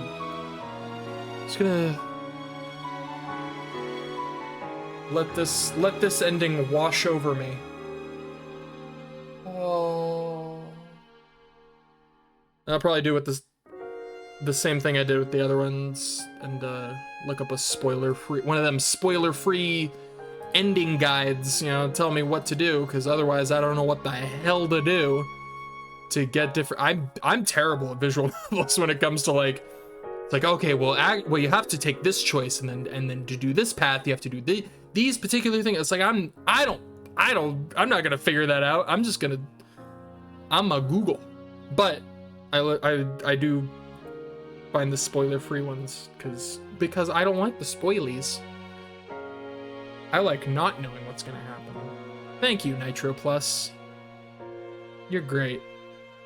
Great job. Thank you, Mages. You're also great. I love these games. I really do. I think that might be Silent Sky End. That doesn't really tell me if it was like that. That doesn't sound like the name of a bad ending.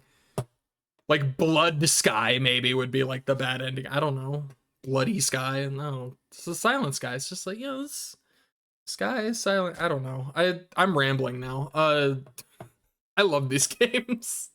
These science adventure games. I wish I hadn't played them all out of order like this, but what are you gonna do? I gotta go back in time. I think one of my biggest sadnesses about them is that I won't be able to play Steins Gate or any of those on. I won't be able to stream those because I already played them. But and then I did Robotics Notes. Those were great. I loved those. And then now I'm doing the first one, which that makes sense, right? You know. Oh, which order did you play? Oh, I played the second one, the third one, and then the first one. Yeah, that checks out. I mean, obviously there are multiples in the different series, but whatever. Okay. Anyways, yeah, I'm gonna do more endings next time I stream, and then eventually I'm gonna play the other one. I can't remember what it's called. It's Chaos something. Chaos semicolon something. Oh, it's gonna drive me nuts. What's it called? Oh my god, this is gonna drive me nuts. No, I have to. I have to remember. I have to remember. I could Google it. I'm not. I don't want to Google it. Heck it, I'm Googling it. Google.